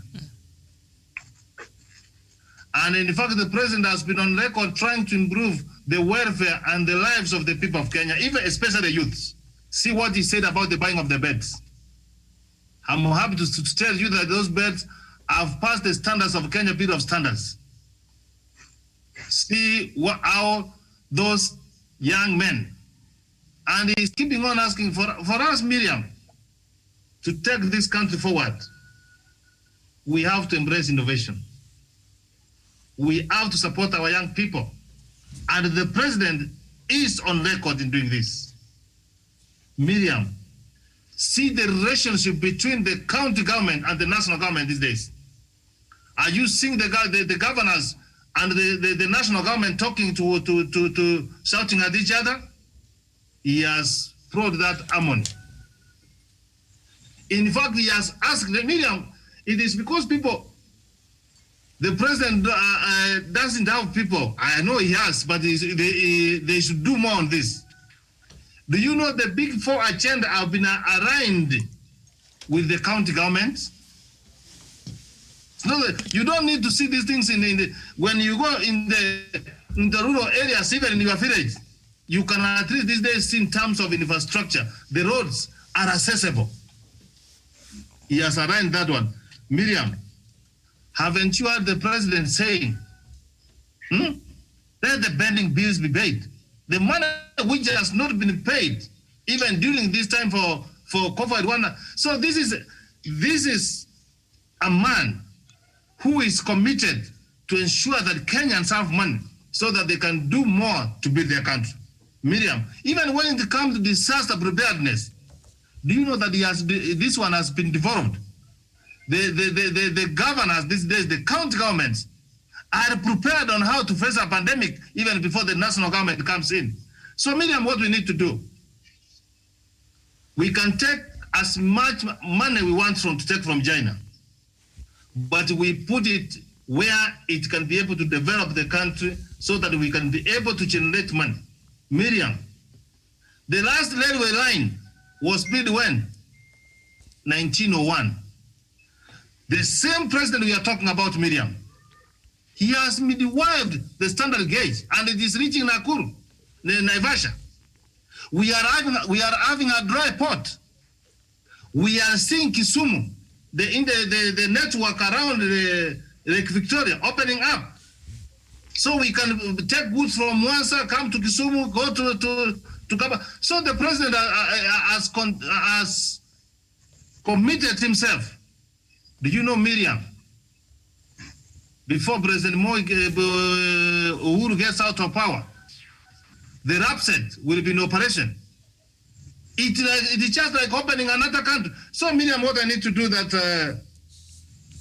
the president is so much committed. He has begged us, literally going to his knees saying, Chameni, wacha tuchape kazi, wacha tuache 2022 politics. Is it not the man who has got the heart of the country? In fact, Miriam, let me tell you, when you were in school and you were almost doing this, didn't you burn your books? Student burn there where they call academic bonfire. They burn their books. So the president knows that he's getting out of office and is not going to, but he's committed to tell us, Bwana, let us work. That is being over and above of being a statesman.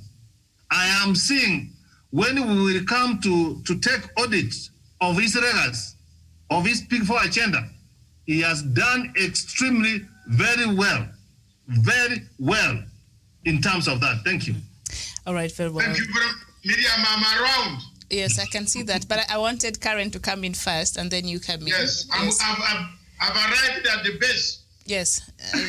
Okay, but I would like Karen to say something, and then Doctor, you will come in. Karen, as I said there earlier, COVID-19 really made us rediscover ourselves and our potentials in some things that we're understanding. We do not even have a need to be exporting from outside because we have people who are able to do that here, and other opportunities that we have not been exploring. And in line with President Uhuru Kenyatta's Big Four agenda, the manufacturing, should we be able to tap into this, sector? There's no telling how much we can achieve as a country. Yes, true, because the manufacturing sector is very wide.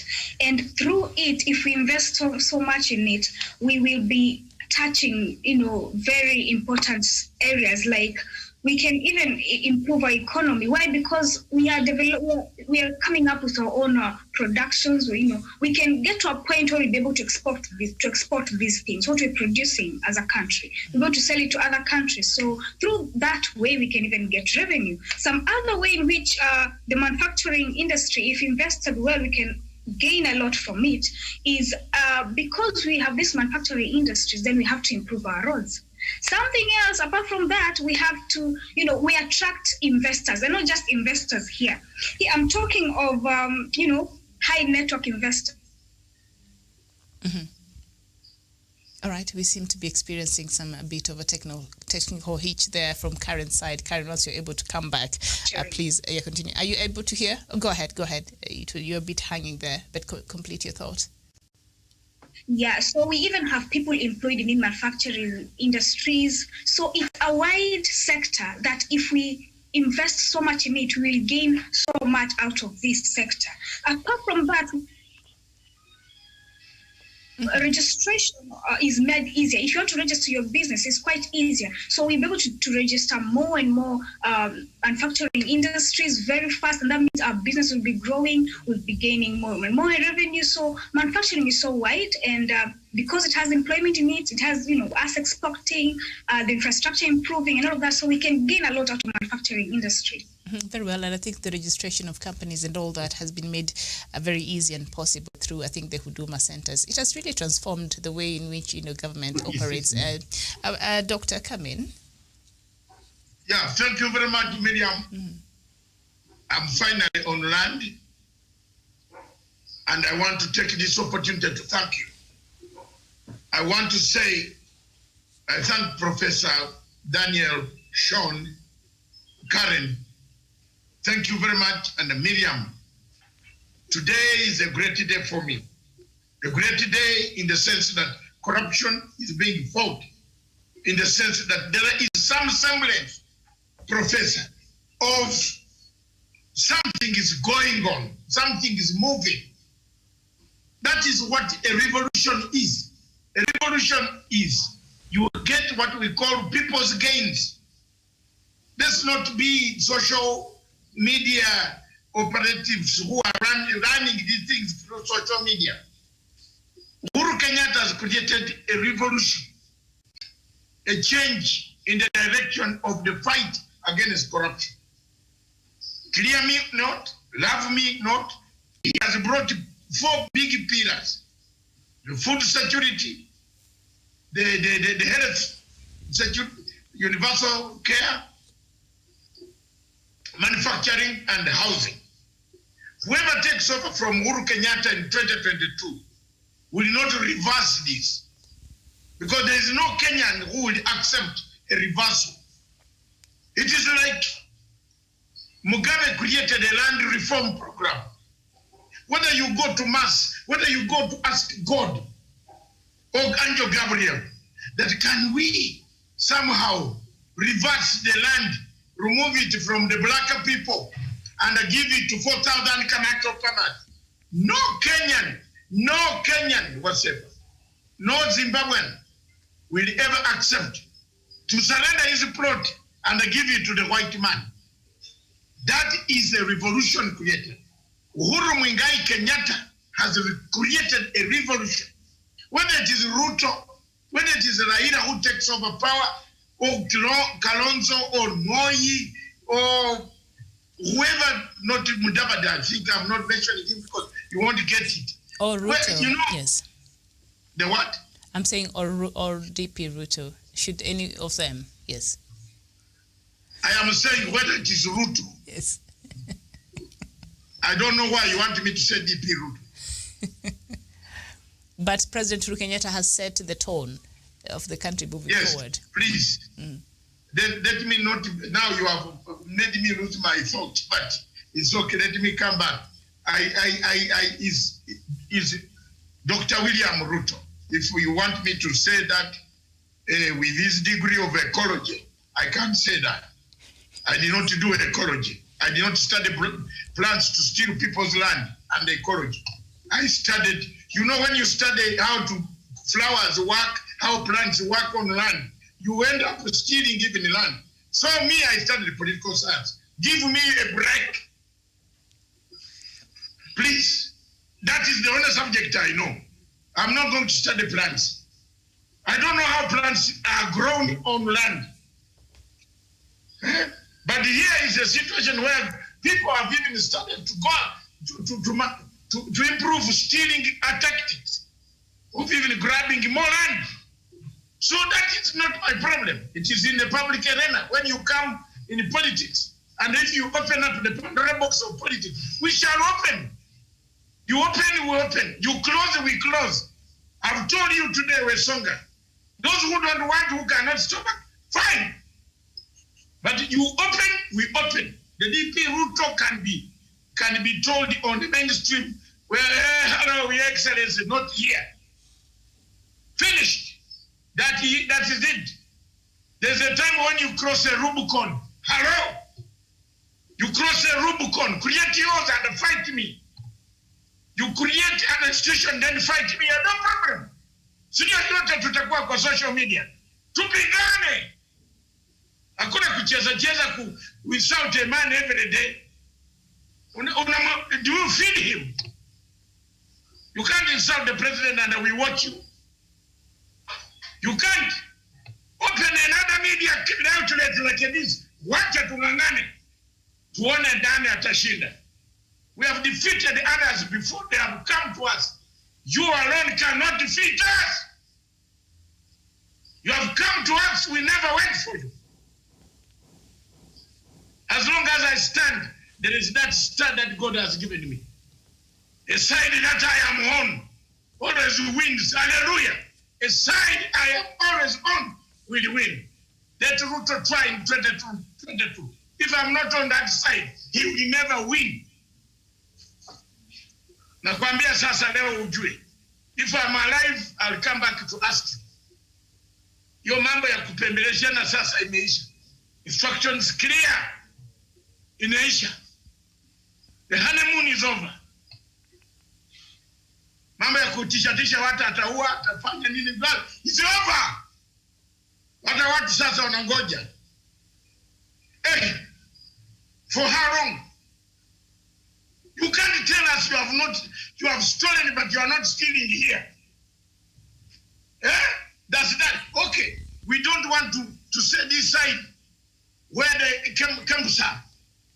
KP, is it, what is this thing called? Kemsa. Eh? Kemsa. Medical supplies. No, what is its acronym? It's called what? Kemsa. Kemsa. Yes, this thing called Kemsa was given 1 billion. So where did they get 43 billion from? That's one question to begin with, to know that corruption is fighting back. But that is another day. The media topic is coming tomorrow. They narrow down to the achievements. The achievements are very clear. As I was saying, Jesus Christ, lead us to where you are. Mr. President, 2 months ago, I told you, during Easter, pick a whip and enter Jerusalem. Your Excellency, enter Jerusalem on a donkey. Whip the gamblers, fraudsters, thieves. Remove them from your house. Wewe mzee, amuka. We are elders of this clan of Mafia. We are crying, amuka. You have left thieves in your clan within the cathedral, the temple. They are closer to you there. Deputy President Ruto manufactures them, plants them everywhere. Then you are leaving him. He's gonna come back for you. Corruption is fighting back. Now, Your Excellency, you have seen what I said 2 months ago. Miriam was here. With Songa, you were there. Karen was not there. I said, get on a donkey. Jesus Christ did not go to the Jerusalem temple with disciples. Don't wait for Matanga. Don't wait for who. Go alone. Take a decision. Take this guy out. Tell him, get out. Go and do your business. Prepare for your 2022. Let the Constitution work. Wait after September. Take a strike in September. This stupid Maraga would have gone. That's why we shall catch him. Don't think we are stupid. President Uhuru Kenyatta also has strategies. And unfortunately, they did not start any cheap schools. Wacha tuambiane ukweli leo. It's very annoying. Unazungumza Raila kutoka asubuhi. Unazungumza Raila. Unalala power. Who told you you are the only one to be a power leader here? Who are you? We have been keeping quiet, man. But the lead has been removed. Letter, na sisi tuna letter. Every morning, letter, tutaleta. Then you know. That group of yours that you have assembled, it has porridge knowledge. It brains, porridge. Tumbi has porridge knowledge. How can you discuss with men who have intelligence? Shit. We have had enough. You cannot insult Uhuru every day. Yes, corruption is there.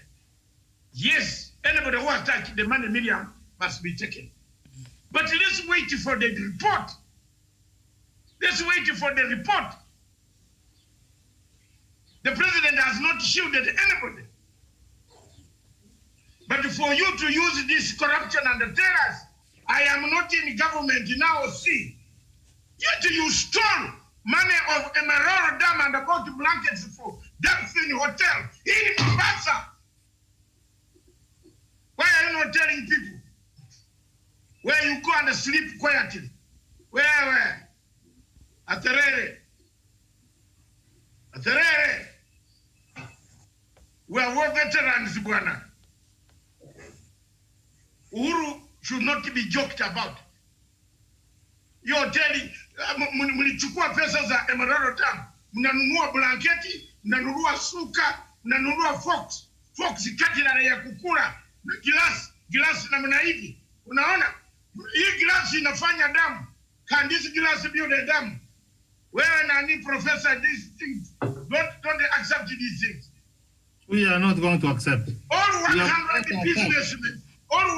businessmen who were summoned by DCI, we have their report with me here, plenty of it here. All of them, they had this time we talk with facts, Ruto. We are not talking with lies.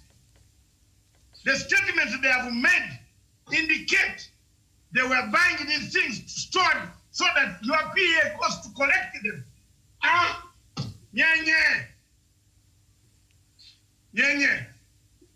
You even take half of the ocean, Indian Ocean, which God created. Hii wizi ilitokea wapi? Aterere. Doc, I didn't know you went back to Coke, but whichever way you want, whichever direction you want, Uhuru Kenyatta has delivered a direction. Whoever wants to take over power in 2022, whether it is Samoei Ruto, Raila Odinga, Uhuru is not interested in power 2022. We are only interested in give us space, Mr. Ruto. If you cannot manage to be in this government, we are friends of Jubilee.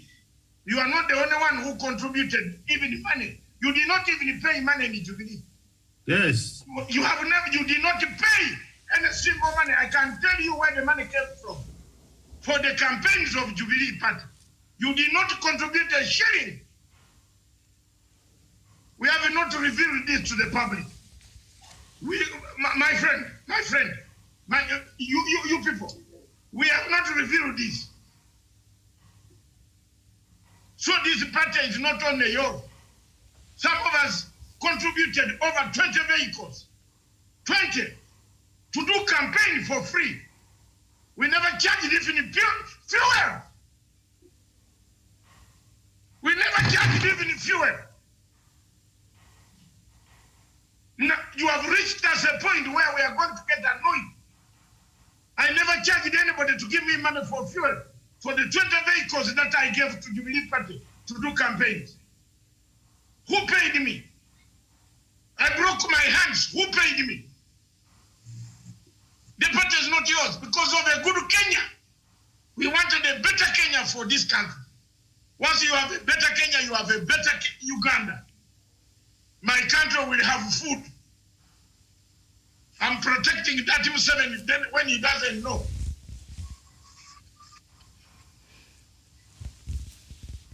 So hii mambo ya kutisha ya Jubilee, ulilipa pesa zako. Wapi? Ulileta pesa zako za kufanya kampeni. Wewe wacha, kama unataka enda. What if people are not telling you? Wacha tuanze kuambia, so you know that the ones come from where they come from. Sasa, challenge them. Challenge. People have passed the mark, man. Now the people have passed the mark of being annoyed. They have been keeping quiet. Ubuntu. Ubuntu mulamu. Uwe de. Hutu. Hutu imeisha sasa. Umeshika pale wenye unataka kuharibu jina ya president with your cohorts. Therefore, there is no more friendship. It's over.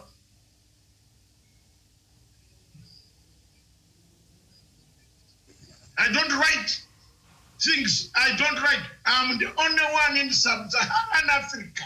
Look at my eyes. Who can write to ICC and it answers me? If they don't answer, I take them on higher. Woohoo! You will see. Tomorrow, tune in, Dr. Ruto, and hear what I'm going to tell you at 11 o'clock on diplomatic leaks. Then you can know this is a boy. And it is a boy on international law. Don't play with international law. Be friendly to him. Otherwise, international law, you can't eat matanga. I will eat you. Hey, you chunga. Yo kama mambo ya kutishatisha watu, mtafanya hii, unafanya nini? I've told you when you do these things, also leave some space for mourning.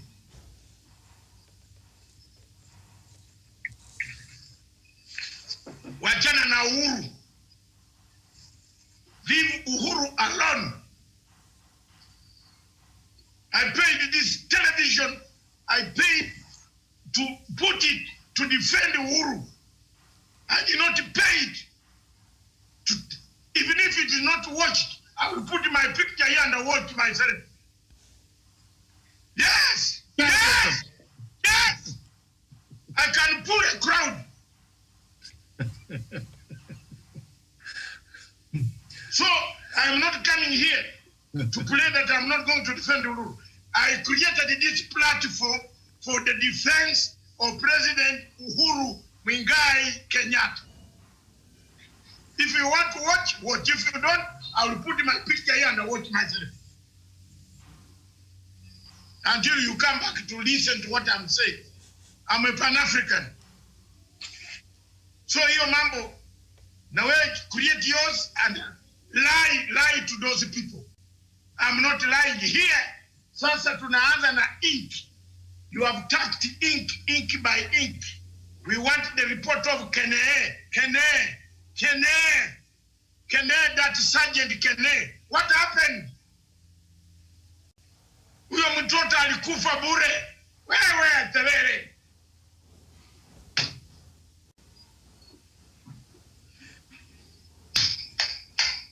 Bring it on.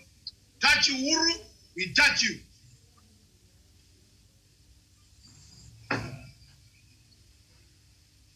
Tatisha watu paka lini? Everybody in Kenya is scared. People talk your name in the toilet. Who are you? You are not God. Even you go to the toilet to susu, then he had. I know. I'm a man. I was circumcised in 1972. Walikata na chiso 3 times. And no blinking the eye. If you blink the eye, then you cannot be a leader. Do I speak like a coward? Look.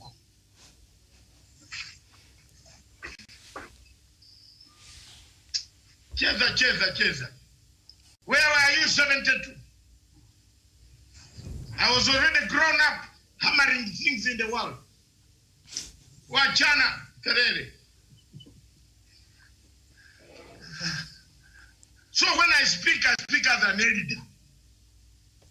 If you have evidence, watch my article coming tonight, right now. You look at it. Here now is what they call ink, real ink. Martin Luther said, there is one thing that you have to do to leave a mark. Humanity. And that thing is, and I repeat, get a pen and a paper, put them together. Wesonga, you can finish the rest. Check Martin Luther's books. Matanga is Martin Luther. I get a pen and write. That's why when the ICC see my letter, they start urinating in their toilets. They have now written, sir, where can we deliver it? Hey, this is the boy I teach. Inawashika namna hivi. Wewe wanakutisha unalia. Mimi silii. I don't cry. Wewe ulia machozi. Wewe Terere. Wacha maneno yako. Matanga, I did not cry. I faced them and finished them. Now I'm on another stage to finish them. I've caught them. My boys in Paris have found them. We have found them. They are crying, the trousers are even going to fall. Usicheze na Terere Matanga. Don't. Munipe na jina ingine Mungai. Omongeze Kimani wa Matanga. Dr. David Nyokora Kimani. Sababu Nyokora ya Luo, Kimani ya Kikuyu, Matanga ya Uganda. From now onwards, muingize ngine. So this is some of the, forget about these guys who write. They write nothing. They can't, if they see me body to body, they can't run. That John Clark in London, you live in a small nook in London. You don't even compare yourself to me. Just shut up. And close. I have allowed you to be on this platform because you are my friend for 4 years. But kama unaenda namna hivyo, put your idea. Don't ever call a person a stooge. A stooge anakula kwako. Anakula, does he eat at your house? I don't eat at your house. I've never begged you money. So wewe, don't lose a chance of seeing this TV. One stroke of a pen, you're gone. Are you the only one in the world to see? Watch. I respect you, man. Because one thing you are beat in London, in the United Kingdom. I don't know whether you have lived there for how long, but I've lived there for 35 years. And you live in a place which I cannot live. I can't even give people my address.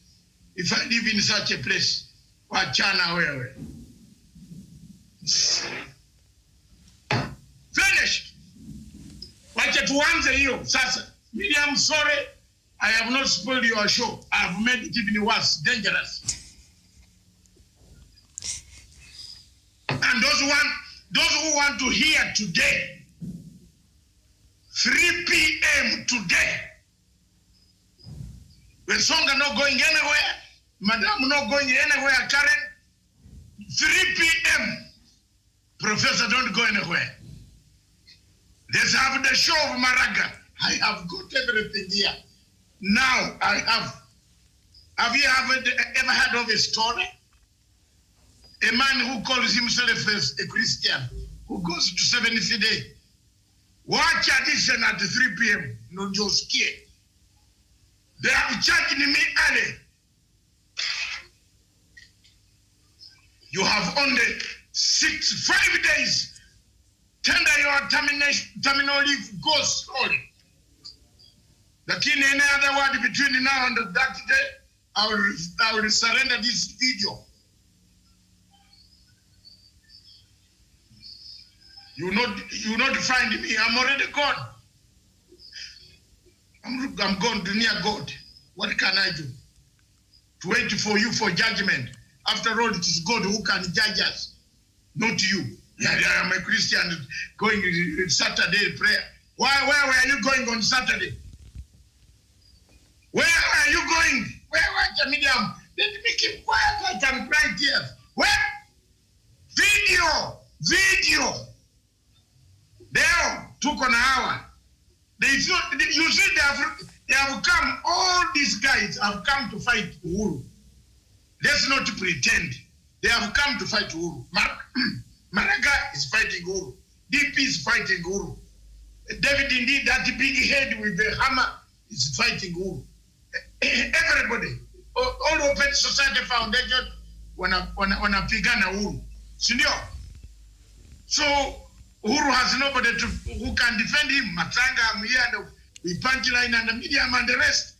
We shall defend. But why I'm defending Uhuru, I want to make a point clear here. Is he shook hands. He took a step. Raila took a step. Oh, yes. Raila took a step. Let them listen. Raila took a step which this man could not take. Ruto cannot take a step. He couldn't. Raila took a step and shook hands with Uhuru Kenyatta. Long live the Prime Minister. Long live Comrade Raila Amolo Odinga. People wrote a story of 1991, but the hours of 1982, we shall not write it here, because my commander has not given me permission to write. And he lives on in the game. My commander lives on in the game. I'm not telling a lie. He's alive. He hasn't given me instructions to write the story of 1982. So thank you very much. The day he's gonna give me instructions, I'll write a story better than this man, it's Moroniko Pumbu writing that was on a canoe. Raila has done his best for this country. You can call him names. You can do what? Some of us disagreed with him because we thought he's our age bracket. He could advise Uhuru Kenyatta. That's the only disagreement Matanga I had with him. He should have advised this younger man. But the moment Raila got his hand, took a step forward, moved forward, forgot all about all this, and shook hands with Uhuru.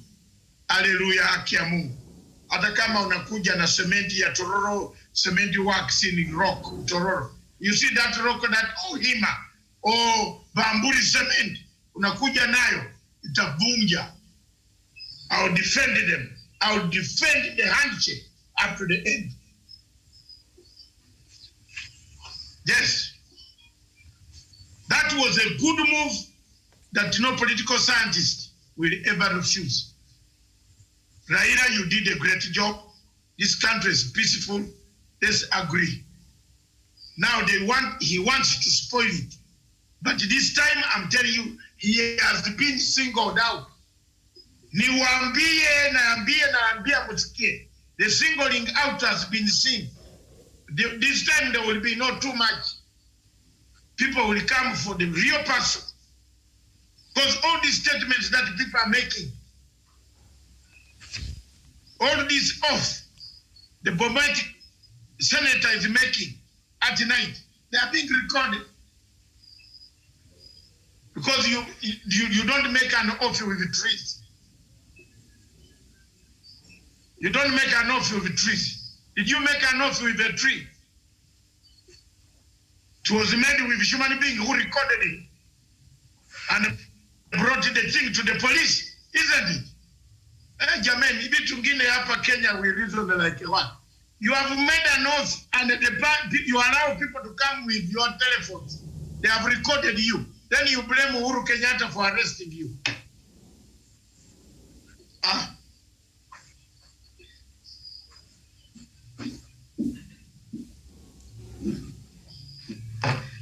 In the final analysis, Miriam, all of you, thank you very much. All of you, thank you very much. I've come back. And I'm here. The truth is that you touch Uhuru Kenyatta, we shall finish it.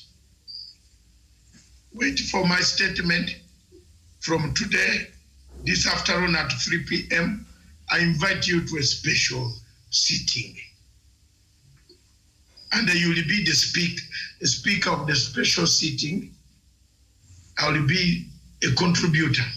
Ask me any questions you want to ask. And close your ears if you want.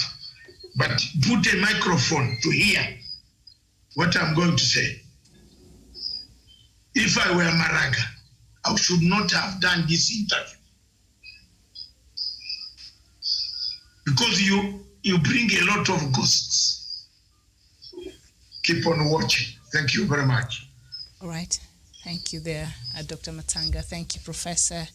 Thank you, Daniel. You did not get to answer that question about manufacturing industry, but perhaps we'll have that conversation tomorrow, even as we continue looking at President Uhuru Kenyatta's Big Four agenda that he seeks to secure his legacy with Karen from Malindi. It was a pleasure. Thank you so much. Let's meet here at 3 p.m. East African time. My name is Miriam Ogotu. A very good afternoon to you. Good afternoon.